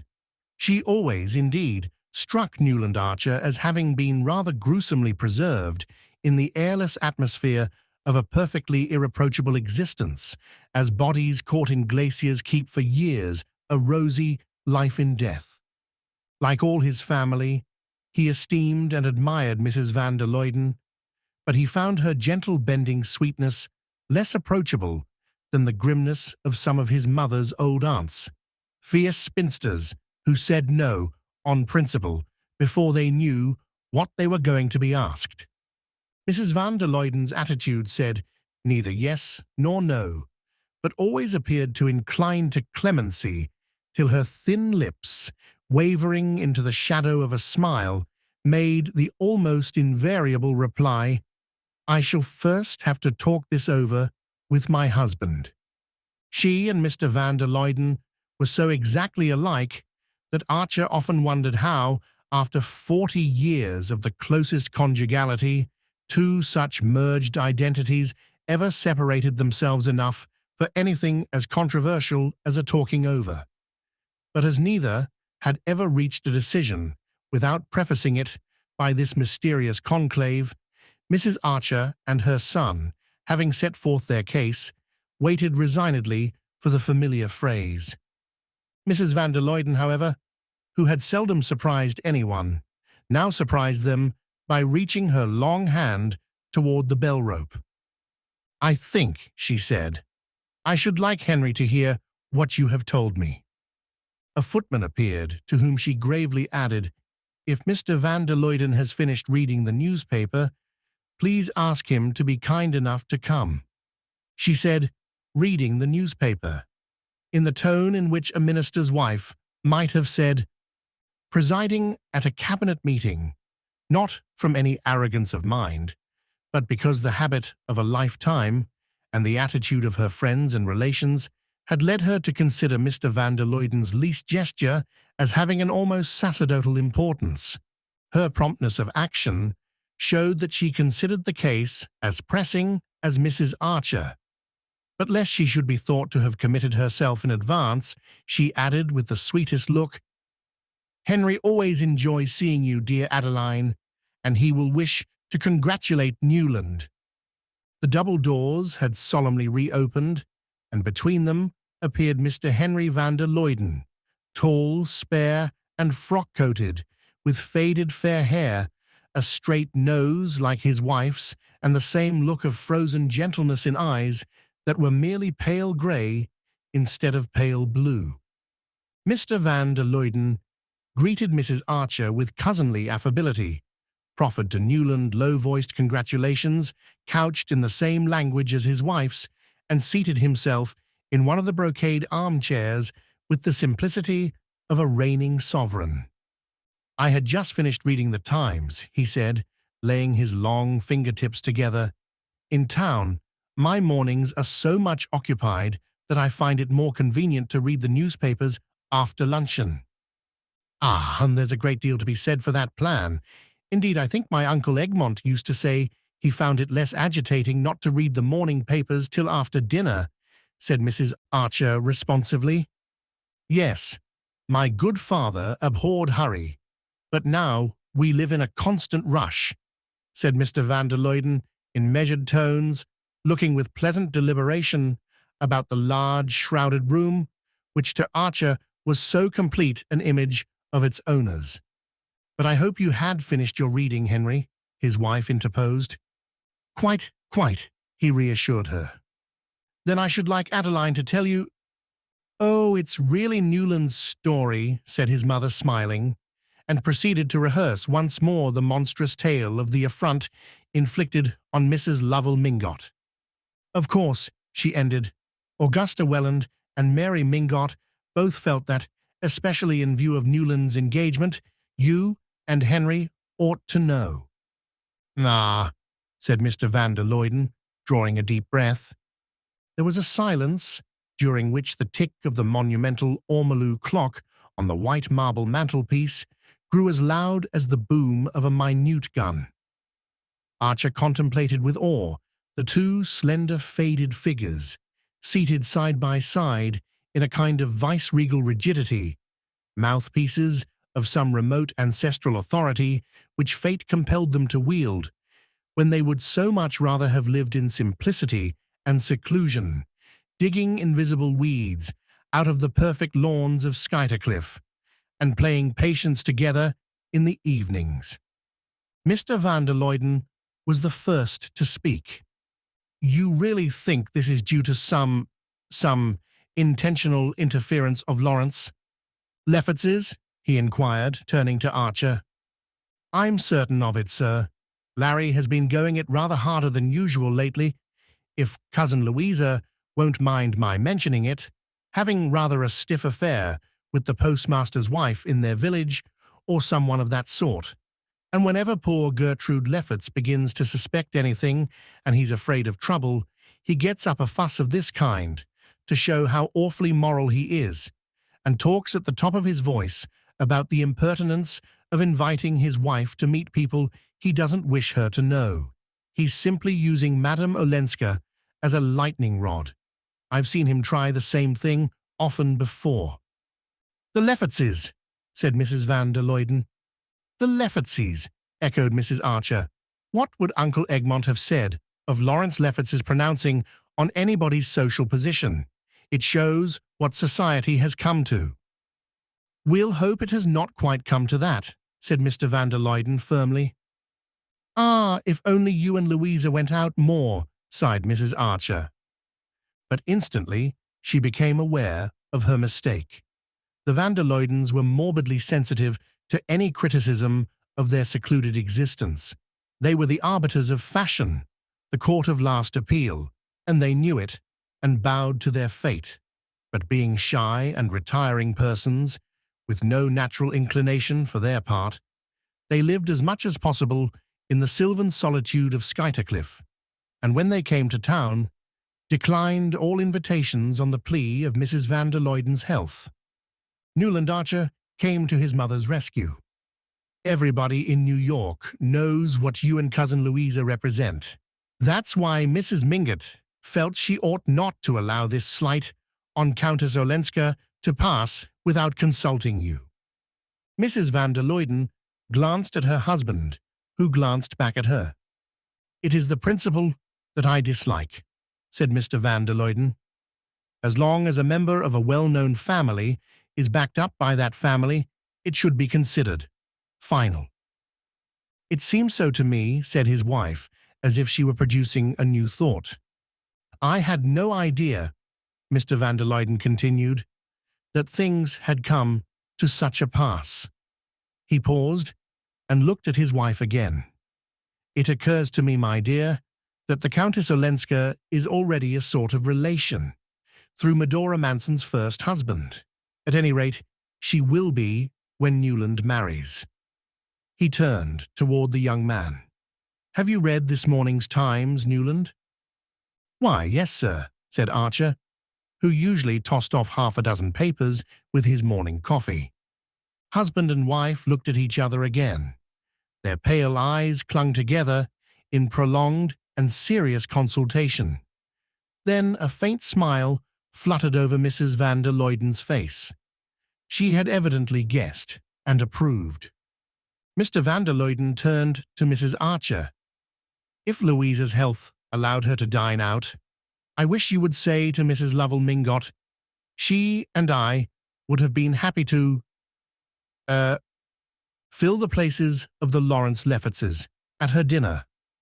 He paused to let the irony of this sink in. "As you know, this is impossible." Mrs. Archer sounded a sympathetic assent. "But Newland tells me he has read this morning's Times. Therefore he has probably seen that Louisa's relative, the Duke of St. Austrey, arrives next week on the Russia. He is coming to enter his new sloop, the Guinevere, in next summer's International Cup race, and also to have a little canvasback shooting at Trevenna. Mr. van der Luyden paused again and continued with increasing benevolence. Before taking him down to Maryland, we are inviting a few friends to meet him here. Only a little dinner, with a reception afterward. I am sure Louisa will be as glad as I am if Countess Olenska will let us include her among our guests. He got up, bent his long body with a stiff friendliness toward his cousin, and added, "I think I have Louisa's authority for saying that she will herself leave the invitation to dine when she drives out presently. With our cards. Of course, with our cards." Mrs. Archer, who knew this to be a hint that the 17-hand chestnuts, which were never kept waiting, were at the door, rose with a hurried murmur of thanks. Mrs. van der Luyden beamed on her with the smile of Esther interceding with Ahasuerus, but her husband raised a protesting hand. "There is nothing to thank me for, dear Adeline. Nothing whatever. This kind of thing must not happen in New York. It shall not, as long as I can help it," he pronounced with sovereign gentleness as he steered his cousins to the door. 2 hours later, everyone knew that the great sea-spring barouche, in which Mrs. van der Luyden took the air at all seasons, had been seen at old Mrs. Mingott's door, where a large square envelope was handed in.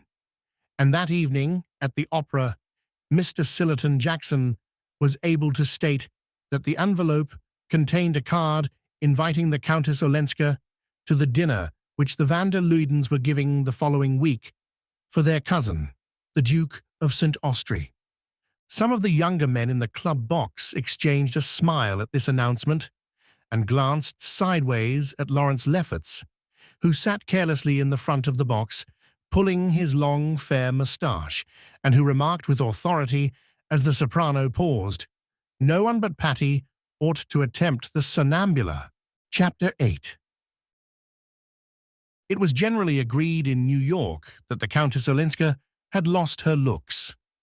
She had appeared there first, in Newland Archer's boyhood, as a brilliantly pretty little girl of 9 or 10, of whom people said that she ought to be painted. Her parents had been continental wanderers, and after a roaming babyhood, she had lost them both, and been taken in charge by her aunt, Medora Manson, also a wanderer, who was herself returning to New York to settle down. Poor Medora, repeatedly widowed, was always coming home to settle down, each time in a less expensive house, and bringing with her a new husband or an adopted child. But after a few months, she invariably parted from her husband or quarreled with her ward, and having got rid of her house at a loss, set out again on her wanderings. As her mother had been a Rushworth, and her last unhappy marriage had linked her to one of the crazy Chiverses, New York looked indulgently on her eccentricities. But when she returned with her little orphaned niece, whose parents had been popular in spite of their regrettable taste for travel, people thought it a pity that the pretty child should be in such hands. Everyone was disposed to be kind to little Ellen Mingott, though her dusky red cheeks and tight curls gave her an air of gaiety that seemed unsuitable in a child who should still have been in black for her parents. It was one of the misguided Medora's many peculiarities to flout the unalterable rules that regulated American mourning, and when she stepped from the steamer, her family was scandalized to see that the crepe veil she wore for her own brother was 7 inches shorter than those of her sisters-in-law, while little Ellen was in crimson merino and amber beads like a gypsy foundling. But New York had so long resigned itself to Medora that only a few old ladies shook their heads over Ellen's gaudy clothes, while her other relations fell under the charm of her high color and high spirits. She was a fearless and familiar little thing, who asked disconcerting questions, made precocious comments, and possessed outlandish arts such as dancing a Spanish shawl dance and singing Neapolitan love songs to a guitar.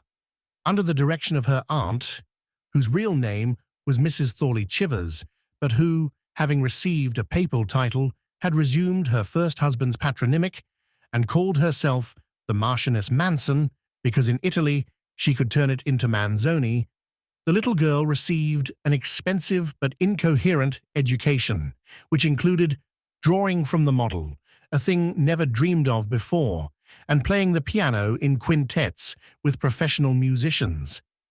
Of course, no good could come of this, and when a few years later poor Chivers finally died in a madhouse, his widow, draped in strange weeds, again pulled up stakes and departed with Ellen, who had grown into a tall, bony girl with conspicuous eyes. For some time, no more was heard of them. Then news came of Ellen's marriage to an immensely rich Polish nobleman of legendary fame, whom she had met at a ball at the Tuileries, and who was said to have princely establishments in Paris, Nice, and Florence, a yacht at Cowes, and many square miles of shooting in Transylvania.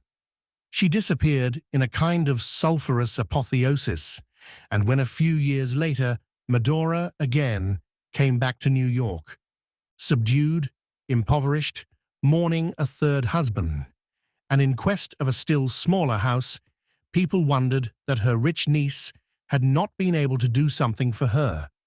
Then came the news that Ellen's own marriage had ended in disaster, and that she was herself returning home to seek rest and oblivion among her kinsfolk.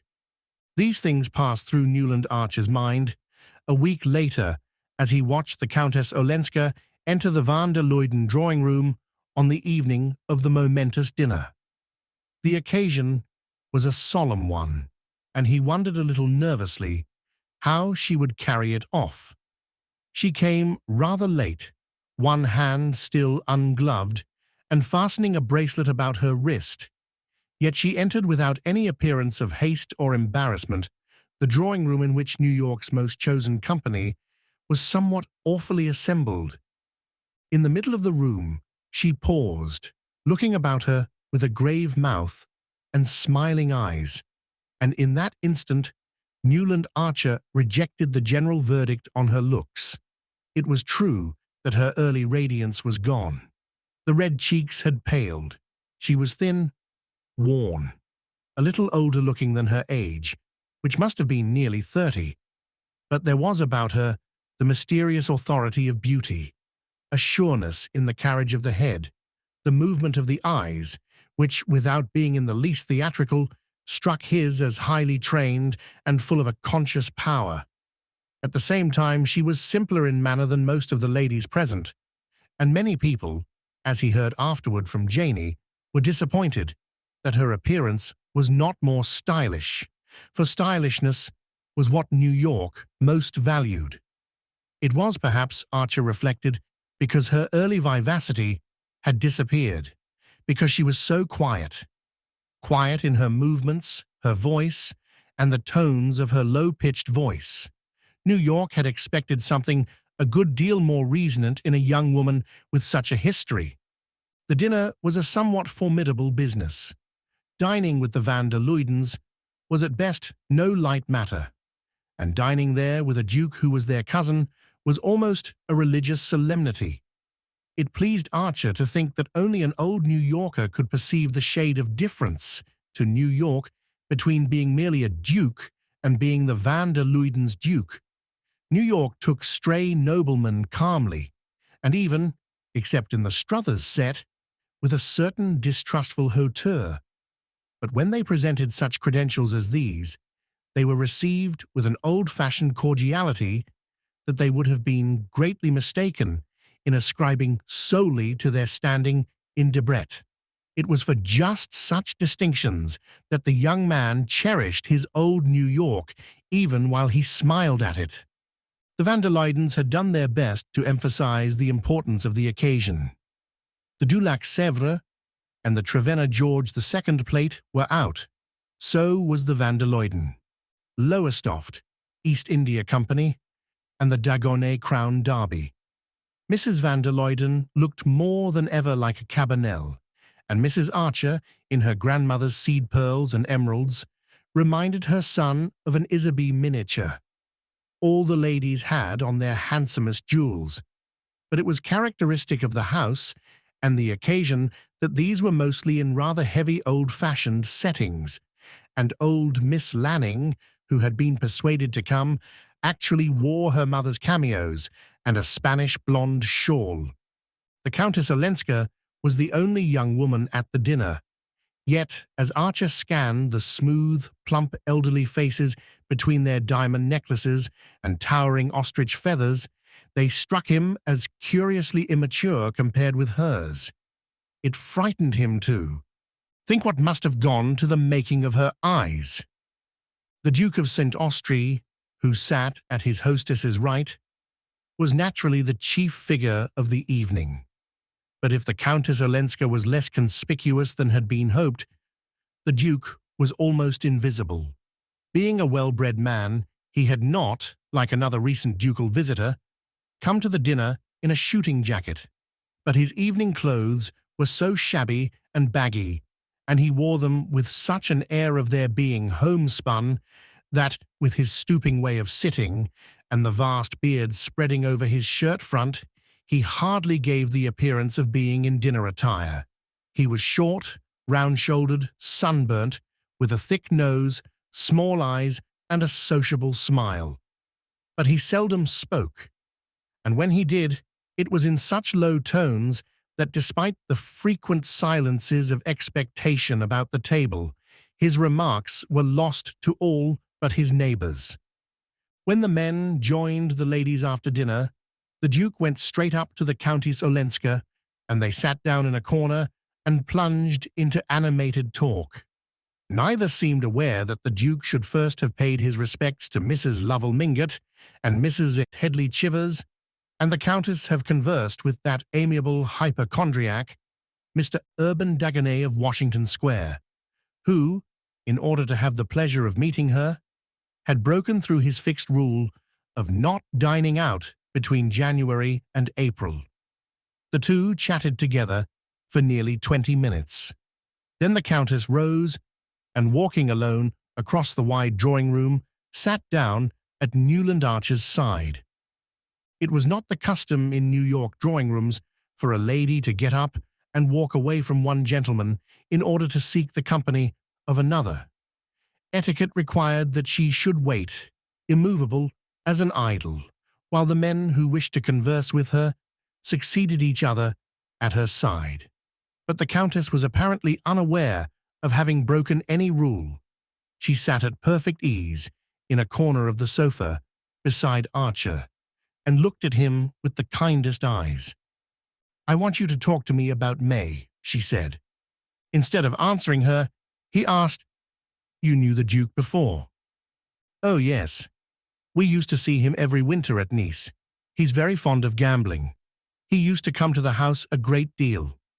She said it in the simplest manner, as if she had said, "He's fond of wildflowers." And after a moment, she added candidly, "I think he's the dullest man I ever met." This pleased her companion so much that he forgot the slight shock her previous remark had caused him. It was undeniably exciting to meet a lady who found the Van der Luyden's Duke dull and dared to utter the opinion. He longed to question her, to hear more about the life of which her careless words had given him so illuminating a glimpse. But he feared to touch on distressing memories, and before he could think of anything to say, she had strayed back to her original subject. "May is a darling. I've seen no young girl in New York so handsome and so intelligent. Are you very much in love with her?" Newland Archer reddened and laughed, as much as a man can be. She continued to consider him thoughtfully, as if not to miss any shade of meaning in what he said. "Do you think, then, there is a limit to being in love? If there is, I haven't found it." She glowed with sympathy. "Ah, It's really and truly a romance. The most romantic of romances. How delightful! And you found it all out for yourselves. It was not in the least arranged for you. Archer looked at her incredulously. Have you forgotten, he asked with a smile, that in our country we don't allow our marriages to be arranged for us? A dusky blush rose to her cheek, and he instantly regretted his words. Yes, she answered. I'd forgotten. You must forgive me. If I sometimes make these mistakes, I don't always remember that everything here is good. That was bad, where I've come from. She looked down at her Viennese fan of eagle feathers, and he saw that her lips trembled. I'm so sorry, he said impulsively, but you are among friends here, you know. Yes, I know. Wherever I go, I have that feeling. That's why I came home. I want to forget everything else, to become a complete American again, like the Mingotts and Wellands, and you and your delightful mother, and all the other good people here tonight. Ah, here's May arriving, and you will want to hurry away to her, she added, but without moving, and her eyes turned back from the door to rest on the young man's face. The drawing rooms were beginning to fill up with after-dinner guests, and following Madame Olenska's glance, Archer saw May Welland entering with her mother. In her dress of white and silver, with a wreath of silver blossoms in her hair, the tall girl looked like a Diana just alight from the chase. Oh, said Archer, I have so many rivals. You see, she's already surrounded. There's the Duke being introduced. Then stay with me a little longer, Madame Olenska said in a low tone, just touching his knee with her plumed fan. It was the lightest touch, but it thrilled him, like a caress. Yes, let me stay, he answered in the same tone, hardly knowing what he said. But just then, Mr. van der Luyden came up, followed by old Mr. Urban Dagonet. The Countess greeted them with her grave smile, and Archer, feeling his host's admonitory glance on him, rose and surrendered his seat. Madame Olenska held out her hand as if to bid him goodbye. Tomorrow, then, after 5, I shall expect you, she said, and then turned back to make room for Mr. Dagonet. Tomorrow, Archer heard himself repeating, though there had been no engagement, and during their talk she had given him no hint that she wished to see him again. As he moved away, he saw Lawrence Lefferts, tall and resplendent, leading his wife up to be introduced, and heard Gertrude Lefferts say, as she beamed on the Countess, with her large, unperceiving smile, "But I think we used to go to dancing school together when we were children." Behind her, waiting their turn to name themselves to the Countess, Archer noticed a number of the recalcitrant couples who had declined to meet her at Mrs. Lovell Mingott's. As Mrs. Archer remarked, when the van der Luydens chose, they knew how to give a lesson. The wonder was that they chose so seldom. The young man felt a touch on his arm and saw Mrs. van der Luyden looking down on him from the pure eminence of black velvet and the family diamonds. "It was good of you, dear Newland, to devote yourself so unselfishly to Madame Olenska. I told your cousin Henry he must really come to the rescue." He was aware of smiling at her vaguely, and she added, as if condescending to his natural shyness, "I've never seen May looking lovelier. The Duke thinks her the handsomest girl in the room." Chapter 9. The Countess Olenska had said, after 5, and at half after the hour, Newland Archer rang the bell of the peeling stucco house with a giant wisteria throttling its feeble cast-iron balcony, which she had hired, far down West 23rd Street, from the vagabond Medora. It was certainly a strange quarter to have settled in. Small dressmakers, bird-stuffers, and people who wrote were her nearest neighbors, and further down the dishevelled street, Archer recognized a dilapidated wooden house at the end of a paved path in which a writer and journalist called Winsett, whom he used to come across now and then, had mentioned that he lived. Winsett did not invite people to his house, but he had once pointed it out to Archer in the course of a nocturnal stroll, and the latter had asked himself, with a little shiver, if the humanities were so meanly housed in other capitals.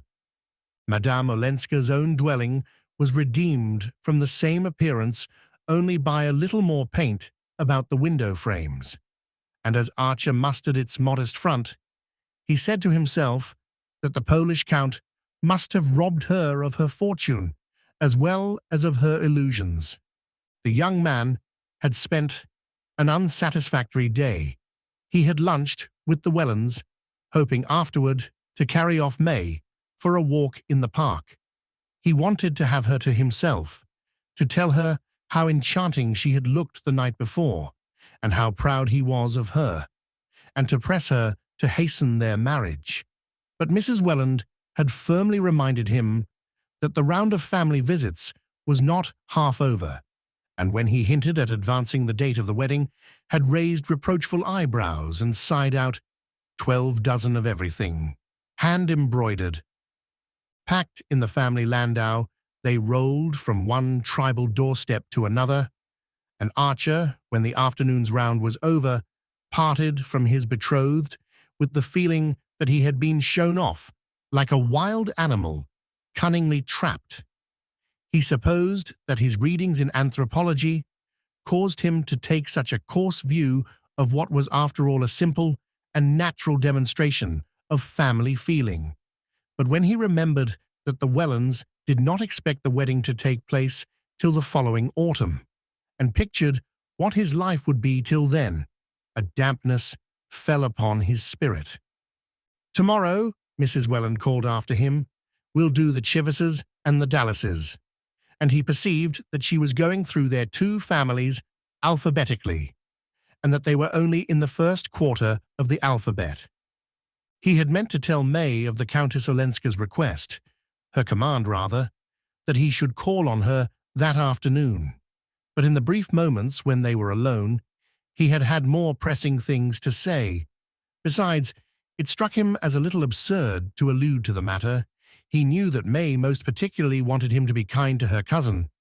Was it not that wish which had hastened the announcement of their engagement? It gave him an odd sensation to reflect that, but for the Countess's arrival, he might have been, if not still a free man, at least a man less irrevocably pledged. But May had willed it so, and he felt himself somehow relieved of further responsibility, and therefore at liberty, if he chose, to call on her cousin without telling her. As he stood on Madame Olenska's threshold, curiosity was his uppermost feeling. He was puzzled by the tone in which she had summoned him. He concluded that she was less simple than she seemed. The door was opened by a swarthy, foreign-looking maid, with a prominent bosom under a gay neckerchief, whom he vaguely fancied to be Sicilian. She welcomed him with all her white teeth, and answering his inquiries by a headshake of incomprehension, led him through the narrow hall into a low, fire-lit drawing-room. The room was empty, and she left him for an appreciable time to wonder whether she had gone to find her mistress, or whether she had not understood what he was there for, and thought it might be to wind the clock, of which he perceived that the only visible specimen had stopped. He knew that the southern races communicated with each other in the language of pantomime, and was mortified to find her shrugs and smiles so unintelligible. At length she returned with a lamp, and Archer, having meanwhile put together a phrase out of Dante and Petrarch, evoked the answer, "La signora è fuori, ma verrà subito," which he took to mean, "She's out, but you'll soon see." What he saw, meanwhile, with the help of the lamp, was the faded shadowy charm of a room unlike any room he had known. He knew that the Countess Olenska had brought some of her possessions with her, Bits of wreckage, he called them, and these, he supposed, were represented by some small, slender tables of dark wood, a delicate little Greek bronze on the chimney-piece, and a stretch of red damask nailed on the discolored wallpaper behind a couple of Italian-looking pictures in old frames. Newland Archer prided himself on his knowledge of Italian art. His boyhood had been saturated with Ruskin, and he had read all the latest books: John Addington Symonds, Vernon Lee's Euphorion, the essays of P.G. Hamerton, and a wonderful new volume called The Renaissance by Walter Pater. He talked easily of Botticelli and spoke of Fra Angelico with a faint condescension. But these pictures bewildered him, for they were like nothing that he was accustomed to look at, and therefore able to see when he travelled in Italy, and perhaps also his powers of observation were impaired by the oddness of finding himself in this strange empty house, where apparently no one expected him. He was sorry that he had not told May Welland of Countess Olenska's request, and a little disturbed by the thought that his betrothed might come in to see her cousin. What would she think if she found him sitting there with the air of intimacy implied by waiting alone in the dusk at a lady's fireside? But since he had come, he meant to wait, and he sank into a chair and stretched his feet to the logs. It was odd to have summoned him in that way, and then forgotten him. But Archer felt more curious than mortified. The atmosphere of the room was so different from any he had ever breathed that self-consciousness vanished in the sense of adventure. He had been before in drawing rooms hung with red damask, with pictures of the Italian school. What struck him was the way in which Medora Manson's shabby hired house, with its blighted background of pampas grass and Rogers statuettes, had, by a turn of the hand and the skillful use of a few properties, been transformed into something intimate, foreign, subtly suggestive of old romantic scenes and sentiments. He tried to analyze the trick, to find a clue to it in the way the chairs and tables were grouped, in the fact that only 2 Jacquemino roses, of which nobody ever bought less than a dozen, had been placed in the slender vase at his elbow, and in the vague, pervading perfume that was not what one put on handkerchiefs, but rather like the scent of some far-off bazaar, a smell made up of Turkish coffee and ambergris and dried roses. His mind wandered away to the question of what May's drawing room would look like. He knew that Mr. Welland, who was behaving very handsomely, already had his eye on a newly built house in East 39th Street. The neighborhood was thought remote, and the house was built in a ghastly greenish-yellow stone that the younger architects were beginning to employ as a protest against the brown stone of which the uniform hue coated New York like a cold chocolate sauce. But the plumbing was perfect. Archer would have liked to travel, to put off the housing question, but though the Wellands approved of an extended European honeymoon, perhaps even a winter in Egypt, they were firm as to the need of a house for the returning couple. The young man felt that his fate was sealed. For the rest of his life, he would go up every evening between the cast-iron railings of that greenish-yellow doorstep and pass through a Pompeian vestibule into a hall with a wainscoting of varnished yellow wood. But beyond that, his imagination could not travel. He knew the drawing-room above had a bay window, but he could not fancy how May would deal with it. She submitted cheerfully to the purple satin and yellow tuftings of the Welland drawing-room, to its sham boule tables and gilt vitrines full of modern sacks. He saw no reason to suppose that she would want anything different in her own house, and his only comfort was to reflect that she would probably let him arrange his library as he pleased, which would be, of course, with sincere Eastlake furniture and the plain new bookcases without glass doors. The round-bosomed maid came in, drew the curtains, pushed back a log, and said consolingly, "Vera, Vera." When she had gone, Archer stood up and began to wander about. Should he wait any longer? His position was becoming rather foolish. Perhaps he had misunderstood Madame Olenska. Perhaps she had not invited him after all. Down the cobblestones of the quiet street came the ring of a stepper's hooves. They stopped before the house, and he caught the opening of a carriage door. Parting the curtains, he looked out into the early dusk. A street lamp faced him, and in its light he saw Julius Beaufort's compact English brougham, drawn by a big roan, and the banker descending from it, and helping out Madame Olenska. Beaufort stood, hat in hand, saying something which his companion seemed to negative. Then they shook hands, and he jumped into his carriage while she mounted the steps. When she entered the room, she showed no surprise at seeing Archer there. Surprise seemed the emotion that she was least addicted to. "How do you like my funny house?" she asked. "To me, it's like heaven." As she spoke, she untied her little velvet bonnet, and tossing it away with her long cloak, stood looking at him with meditative eyes. "You've arranged it delightfully," he rejoined, alive to the flatness of the words, but imprisoned in the conventional by his consuming desire to be simple and striking. "Oh, it's a poor little place. My relations despise it. But at any rate, it's less gloomy than the Van der Luydens."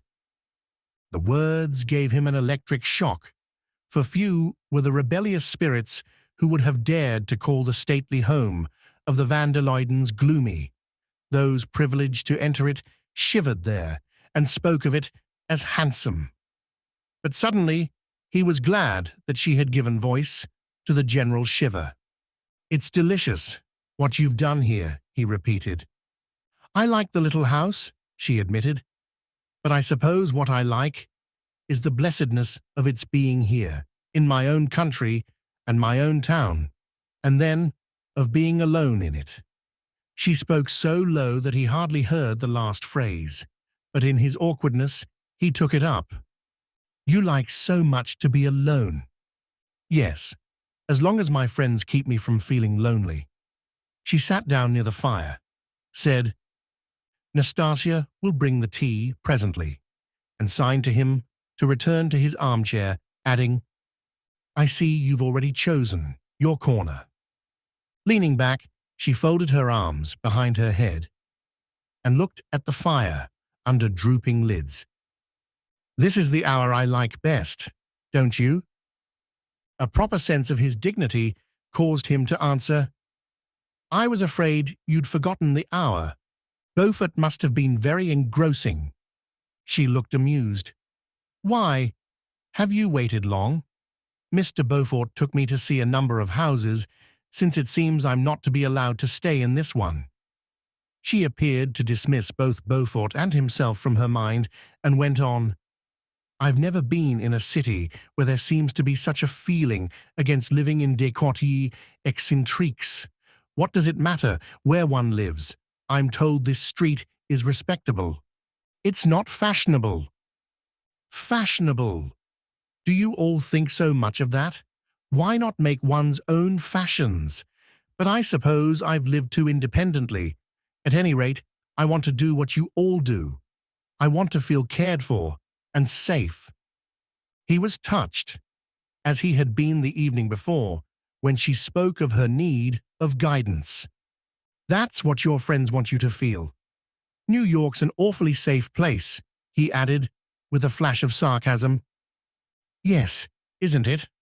One feels that," she cried, missing the mockery. "Being here is like being taken on a holiday when one has been a good little girl and done all one's lessons."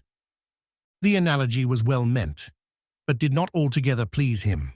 He did not mind being flippant about New York, but disliked to hear anyone else take the same tone. He wondered if she did not begin to see what a powerful engine it was, and how nearly it had crushed her.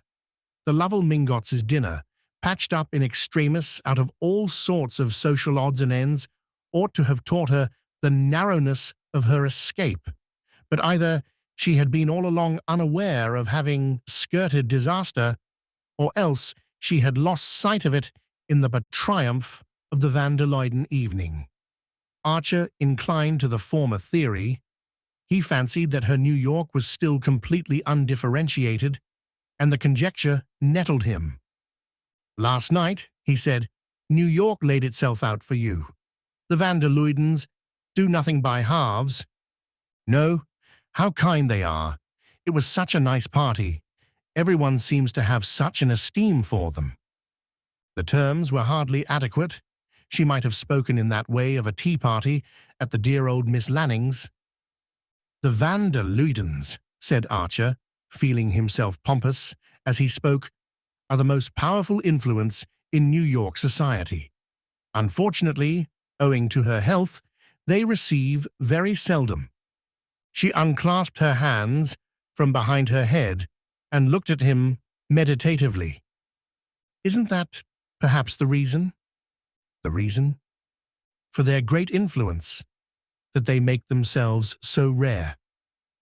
He colored a little, stared at her, and suddenly felt the penetration of the remark. At a stroke, she had pricked the Van der Luydens, and they collapsed. He laughed and sacrificed them. Nastasia brought the tea with handleless Japanese cups and little covered dishes, placing the tray on a low table. "But you'll explain these things to me.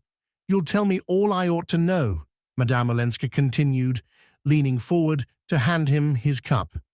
"It's you who are telling me, opening my eyes to things I'd looked at so long that I'd ceased to see them." She detached a small gold cigarette case from one of her bracelets, held it out to him, and took a cigarette herself. On the chimney were long spills for lighting them. "Ah, then we can both help each other, but I want help so much more. You must tell me just what to do."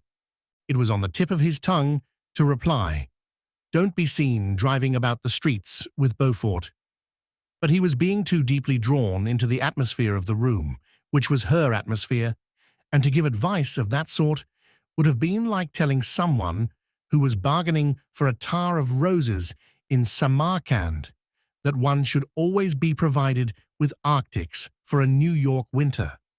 New York seemed much farther off than Samarkand, and if they were indeed to help each other, she was rendering what might prove the first of their mutual services by making him look at his native city objectively. Viewed thus, as through the wrong end of a telescope, it looked disconcertingly small and distant, but then from Samarkand it would. A flame darted from the logs, and she bent over the fire, stretching her thin hands so close to it that a faint halo shone about the oval nails. The light touched a russet the rings of, dark hair escaping from her braids, and made her pale face paler. "There are plenty of people to tell you what to do," Archer rejoined, obscurely envious of them. "Oh, all my aunts, and my dear old granny." She considered the idea impartially. "They're all a little vexed with me for setting up for myself. Poor granny especially. She wanted to keep me with her, but I had to be free." He was impressed by this light way of speaking of the formidable Catherine, and moved by the thought of what must have given Madame Olenska this thirst for even the loneliest kind of freedom. But the idea of Beaufort gnawed him. "I think I understand how you feel," he said. "Still, your family can advise you, explain differences, show you the way." She lifted her thin black eyebrows. "Is New York such a labyrinth? I thought it so straight up and down, like Fifth Avenue, and with all the cross streets numbered." She seemed to guess his faint disapproval of this, and added with the rare smile that enchanted her whole face, "If you knew how I like it for just that, the straight up and downness, and the big honest labels on everything." He saw his chance. Everything may be labeled, but everybody is not. Perhaps I may simplify too much, but you'll warn me if I do. She turned from the fire to look at him.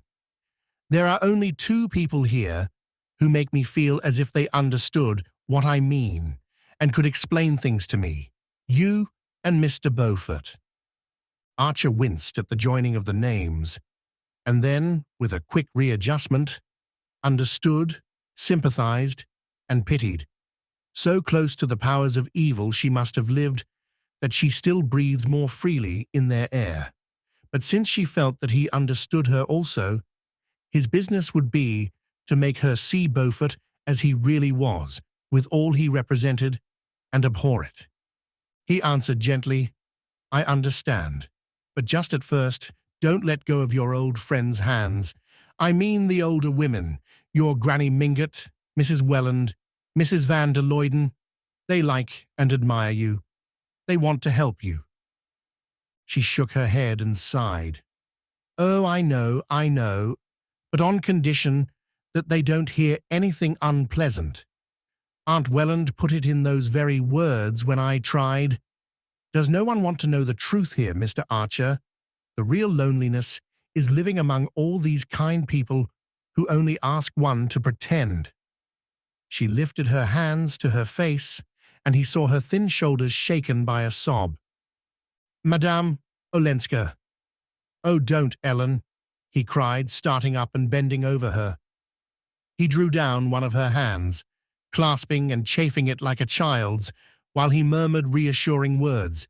But in a moment she freed herself and looked up at him with wet lashes. Does no one cry here either? I suppose there's no need to in heaven, she said, straightening her loosened braids with a laugh and bending over the tea kettle. It was burnt into his consciousness that he had called her Ellen, called her so twice, and that she had not noticed it. Far down the inverted telescope, he saw the faint white figure of May Welland in New York. Suddenly, Nastasia put her head in to say something in her rich Italian.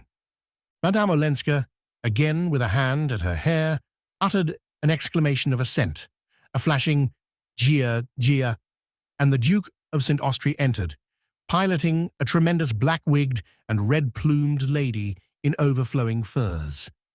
My dear Countess, I've brought an old friend of mine to see you, Mrs. Struthers. She wasn't asked to the party last night, and she wants to know you.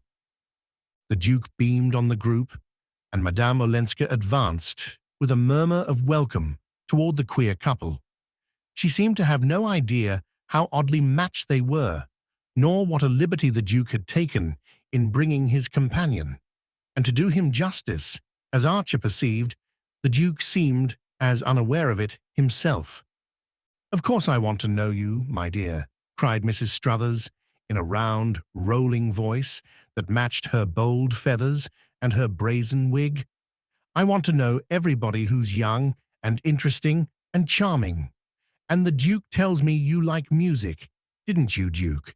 You're a pianist yourself, I believe.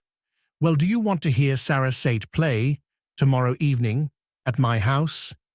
You know I've something going on every Sunday evening. It's the day when New York doesn't know what to do with itself.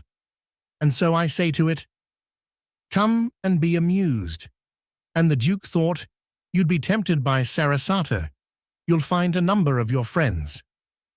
Madame Olenska's face grew brilliant with pleasure. How kind, how good of the Duke to think of me. She pushed a chair up to the tea table, and Mrs. Struthers sank into it delectably. Of course I shall be too happy to come. That's all right, my dear, and bring your young gentleman with you. Mrs. Struthers extended a hail-fellow hand to Archer. I can't put a name to you, but I'm sure I've met you. I've met everybody here, or in Paris, or London. Aren't you in diplomacy? All the diplomatists come to me. You like music too? Duke, you must be sure to bring him. The Duke said, rather from the depths of his beard, and Archer withdrew with a stiffly circular bow that made him feel as full of spine as a self-conscious schoolboy among careless and unnoticing elders. He was not sorry for the denouement of his visit. He only wished it had come sooner and spared him a certain waste of emotion. As he went out into the wintry night, New York again became vast and imminent, and May Welland, the loveliest woman in it. He turned into his florist's to send her the daily box of lilies of the valley, which, to his confusion, he found he had forgotten that morning. As he wrote a word on his card and waited for an envelope, he glanced about the embowered shop, and his eye lit on a cluster of yellow roses. He had never seen any as sun-golden before, and his first impulse was to send them to May instead of the lilies, but they did not look like her. There was something too rich, too strong in their fiery beauty. In a sudden revulsion of mood, and almost without knowing what he did, he signed to the florist to lay the roses in another long box and slipped his card into a second envelope on which he wrote the name of the Countess Olenska. Then, just as he was turning away, he drew the card out again and left the empty envelope on the box. "They'll go at once?" he inquired, pointing to the roses. The florist assured him that they would. Chapter 1. The next day he persuaded May to escape for a walk in the park after luncheon. As was the custom in old-fashioned Episcopalian New York, she usually accompanied her parents to church on Sunday afternoons, but Mrs. Welland condoned her truancy, having that very morning won her over to the necessity of a long engagement, with time to prepare a hand-embroidered trousseau containing the proper number of dozens. The day was delectable. The bare vaulting of trees along the Mall was sealed with lapis lazuli and arched above snow that shone like splintered crystals. It was the weather to call out May's radiance, and she burned like a young maple in the frost. Archer was proud of the glances turned on her, and the simple joy of possessorship cleared away his underlying perplexities. "It's so delicious, waking every morning to smell lilies of the valley in one's room," she said. "Yesterday they came late. I hadn't time in the morning.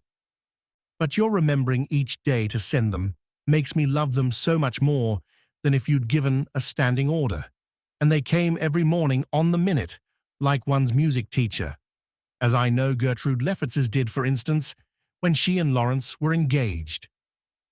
"Ah, they would," laughed Archer, amused at her keenness. He looked sideways at her fruit-like cheek and felt rich and secure enough to add, "When I sent your lilies yesterday afternoon, I saw some rather gorgeous yellow roses and packed them off to Madame Olenska. Was that right?" "How dear of you. Anything of that kind delights her. It's odd she didn't mention it.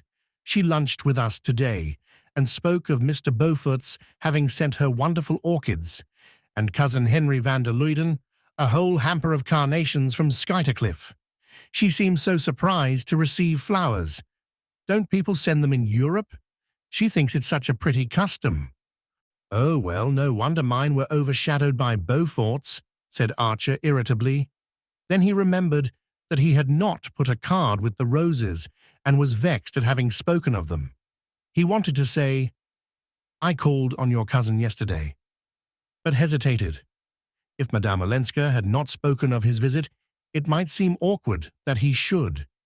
Yet not to do so gave the affair an air of mystery that he disliked. To shake off the question, he began to talk of their own plans, their future, and Mrs. Welland's insistence on a long engagement. If you call it long, Isabel Chivers and Reggie were engaged for 2 years. Grace and Thorley for nearly a year and a half. Why aren't we very well off as we are? It was the traditional maidenly interrogation, and he felt ashamed of himself for finding it singularly childish. No doubt she simply echoed what was said for her, but she was nearing her 22nd birthday, and he wondered at what age nice women began to speak for themselves. Never, if we won't let them, I suppose, he mused, and recalled his mad outburst to Mr. Sillerton Jackson. Women ought to be as free as we are. It would presently be his task to take the bandage from this young woman's eyes and bid her look forth on the world. But how many generations of the women who had gone to her making had descended bandaged to the family vault? He shivered a little, remembering some of the new ideas in his scientific books, and the much-cited instance of the Kentucky cavefish, which had ceased to develop eyes because they had no use for them.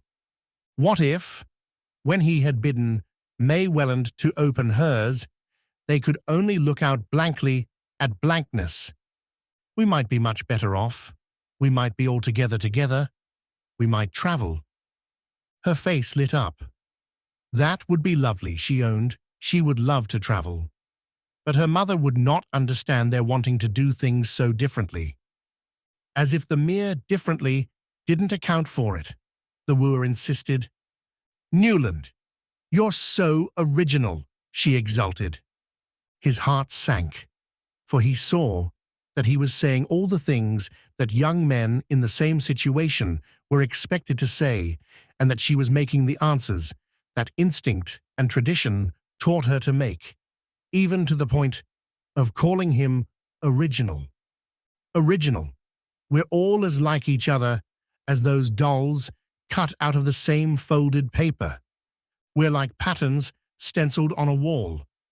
Can't you and I strike out for ourselves, May? He had stopped and faced her in the excitement of their discussion, and her eyes rested on him with a bright, unclouded admiration. "Mercy, shall we elope?" she laughed. "If you would. You do love me, Newland. I'm so happy." But then, why not be happier? We can't behave like people in novels, though, can we? Why not? Why not? Why not? She looked a little bored by his insistence. She knew very well that they couldn't, but it was troublesome to have to produce a reason. "I'm not clever enough to argue with you, but that kind of thing is rather vulgar, isn't it?" she suggested, relieved to have hit on a word that would assuredly extinguish the whole subject. "Are you so much afraid, then, of being vulgar?" She was evidently staggered by this. "Of course I should hate it. So would you," she rejoined, a trifle irritably.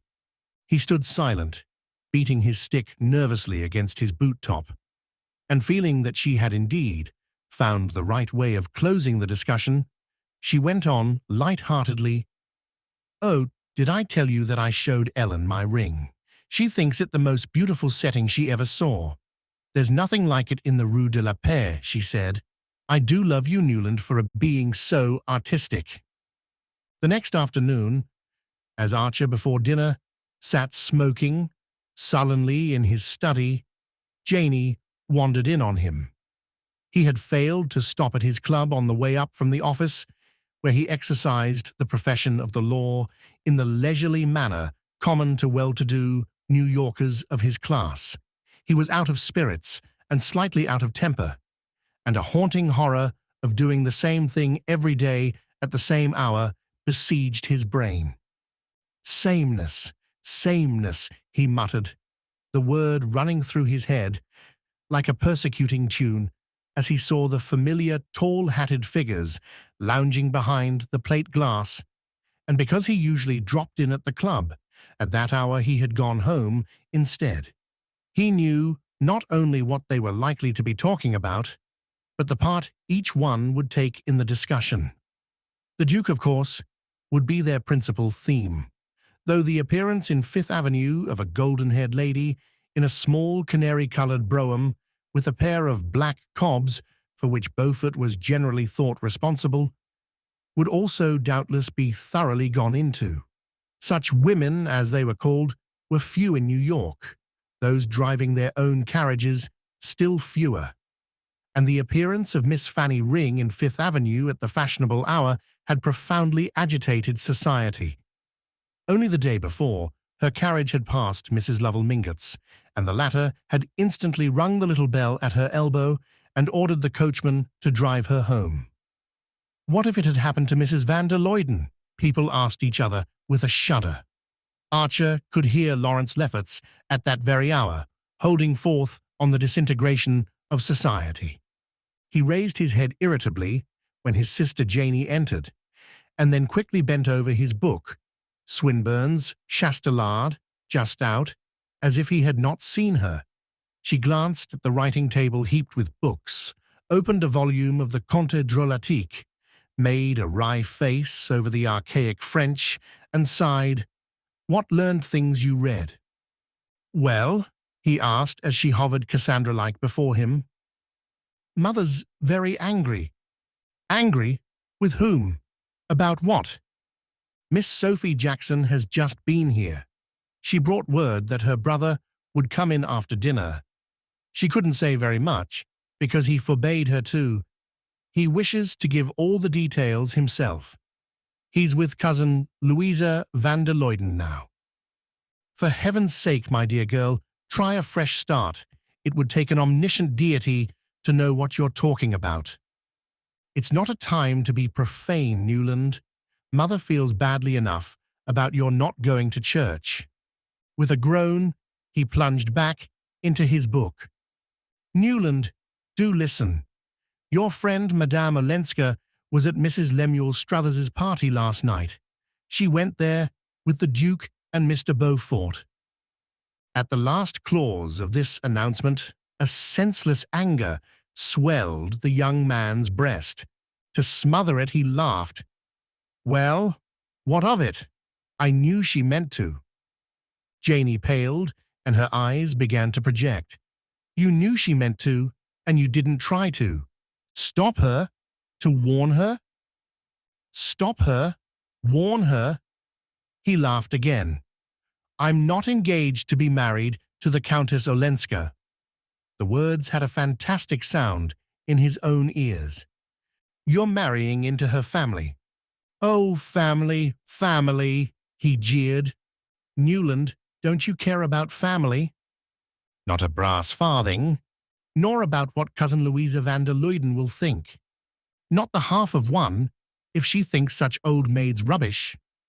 "Mother is not an old maid," said his virgin sister with pinched lips. He felt like shouting back, "Yes, she is, and so are the van der Luydens, and so we all are, when it comes to being so much as brushed by the wingtip of reality." But he saw her long, gentle face, puckering into tears, and felt ashamed of the useless pain he was inflicting. "Hang Countess Olenska!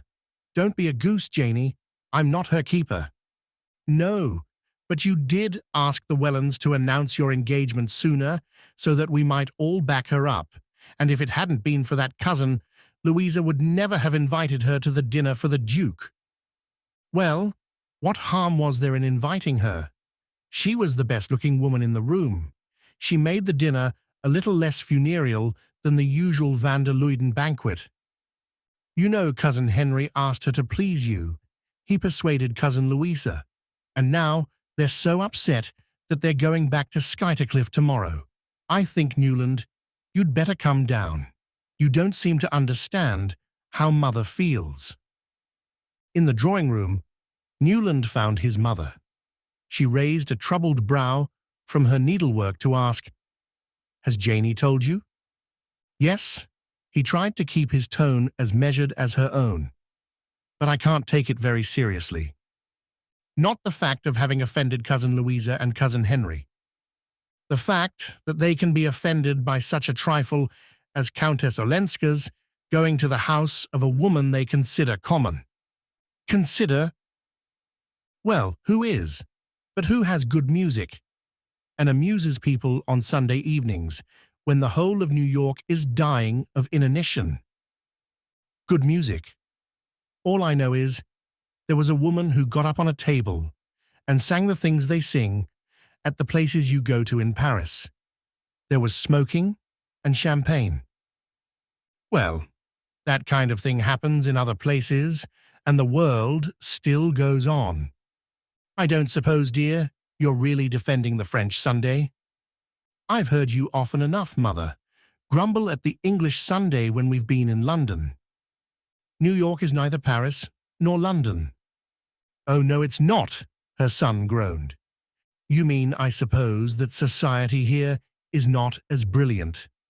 You're right, I dare say. But we belong here, and people should respect our ways when they come among us. Ellen Olenska especially. She came back to get away from the kind of life people lead in brilliant societies. Newland made no answer, and after a moment, his mother ventured, I was going to put on my bonnet and ask you to take me to see Cousin Louisa for a moment before dinner. He frowned, and she continued, I thought you might explain to her what you've just said, that society abroad is different, that people are not as particular, and that Madame Olenska may not have realized how we feel about such things. It would be, you know, dear, she added with an innocent adroitness, in Madame Olenska's interest if you did. Dearest mother, I really don't see how we're concerned in the matter. The Duke took Madame Olenska to Mrs. Struthers's. In fact, he brought Mrs. Struthers to call on her. I was there when they came. If the van der Luydens want to quarrel with anybody, the real culprit is under their own roof. Quarrel?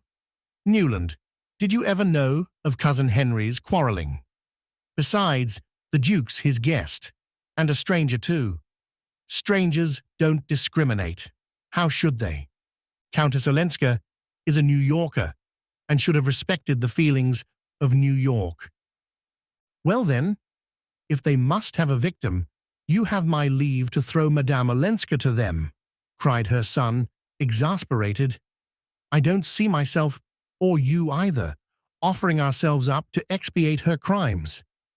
Oh, of course you see only the Mingot side, his mother answered, in the sensitive tone that was her nearest approach to anger. The sad butler drew back the drawing-room portieres and announced, Mr. Henry van der Luyden. Mrs. Archer dropped her needle and pushed her chair back with an agitated hand. Another lamp, she cried to the retreating servant, while Janey bent over to straighten her mother's cap. Mr. van der Luyden's figure loomed on the threshold, and Newland Archer went forward to greet his cousin. We were just talking about you, sir, he said. Mr. van der Luyden seemed overwhelmed by the announcement. He drew off his glove to shake hands with the ladies and smoothed his tall hat shyly, while Janey pushed an arm. Chair forward, and Archer continued, and the Countess Olenska. Mrs. Archer paled. Ah, a charming woman. I have just been to see her, said Mr. van der Luyden, complacency restored to his brow. He sank into the chair, laid his hat and gloves on the floor beside him in the old-fashioned way, and went on. She has a real gift for arranging flowers. I had sent her a few carnations from Skyttercliff, and I was astonished. Instead of massing them in big bunches, as our head gardener does, she had scattered them about loosely, here and there. I can't say how. The Duke had told me. He said, Go and see how cleverly she's arranged her drawing-room. And she has. I should really like to take Louisa to see her, if the neighborhood were not so unpleasant. A dead silence greeted this unusual flow of words from Mr. van der Luyden. Mrs. Archer drew her embroidery out of the basket into which she had nervously tumbled it, and Newland, leaning against the chimney-place and twisting a hummingbird feather screen in his hand, saw Janey's gaping countenance lit up by the coming of the second lamp. The fact is, Mr. van der Luyden continued, stroking his long, grey leg with a bloodless hand, weighed down by the patroon's great signet ring, the fact is, I dropped in to thank her for the very pretty note she wrote me about my flowers, and also, but this is between ourselves, of course, to give her a friendly warning about allowing the Duke to carry her off to parties with him. I don't know if you've heard. Mrs. Archer produced an indulgent smile. "Has the Duke been carrying her off to parties? You know what these English grandees are. They're all alike. Louisa and I are very fond of our cousin, but it's hopeless to expect people who are accustomed to the European courts to trouble themselves about our little republican distinctions. The Duke goes where he's amused." Mr. van der Luyden paused, but no one spoke. "Yes, it seems he took her with him last night to Mrs. Lemuel Struthers's. Sillerton Jackson has just been to us with the foolish story, and Louisa was rather troubled. So I thought the shortest way was to go straight to Countess Olenska and explain, by the merest hint, you know, how we feel in New York about certain things. I felt I might, without indelicacy, because the evening she dined with us she rather suggested, rather let me see, that she would be grateful for guidance, and she was." Mr. van der Luyden looked about the room with what would have been self-satisfaction on features less purged of the vulgar passions. On his face it became a mild benevolence, which Mrs. Archer's countenance dutifully reflected. "How kind you both are, dear Henry. Always. Newland will particularly appreciate what you have done because of dear May and his new relations." She shot an admonitory glance at her son, who said, "Immensely, sir, but I was sure you'd like Madame Olenska." Mr. van der Luyden looked at him with extreme gentleness. "I never ask to my house, my dear Newland," he said, "anyone whom I do not like, and so I have just told Sillerton Jackson." With a glance at the clock he rose and added, "But Louisa will be waiting. We are dining early, to take the Duke to the opera." After the portieres had solemnly closed behind their visitor, a silence fell upon the Archer family.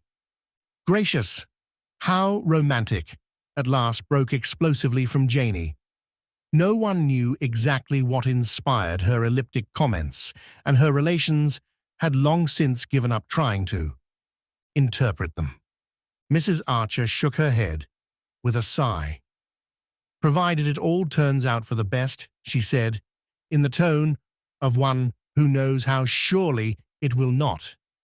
"Newland, you must stay and see Sillerton Jackson when he comes this evening. I really shan't know what to say to him." "Poor mother, but he won't come," her son laughed, stooping to kiss away her frown.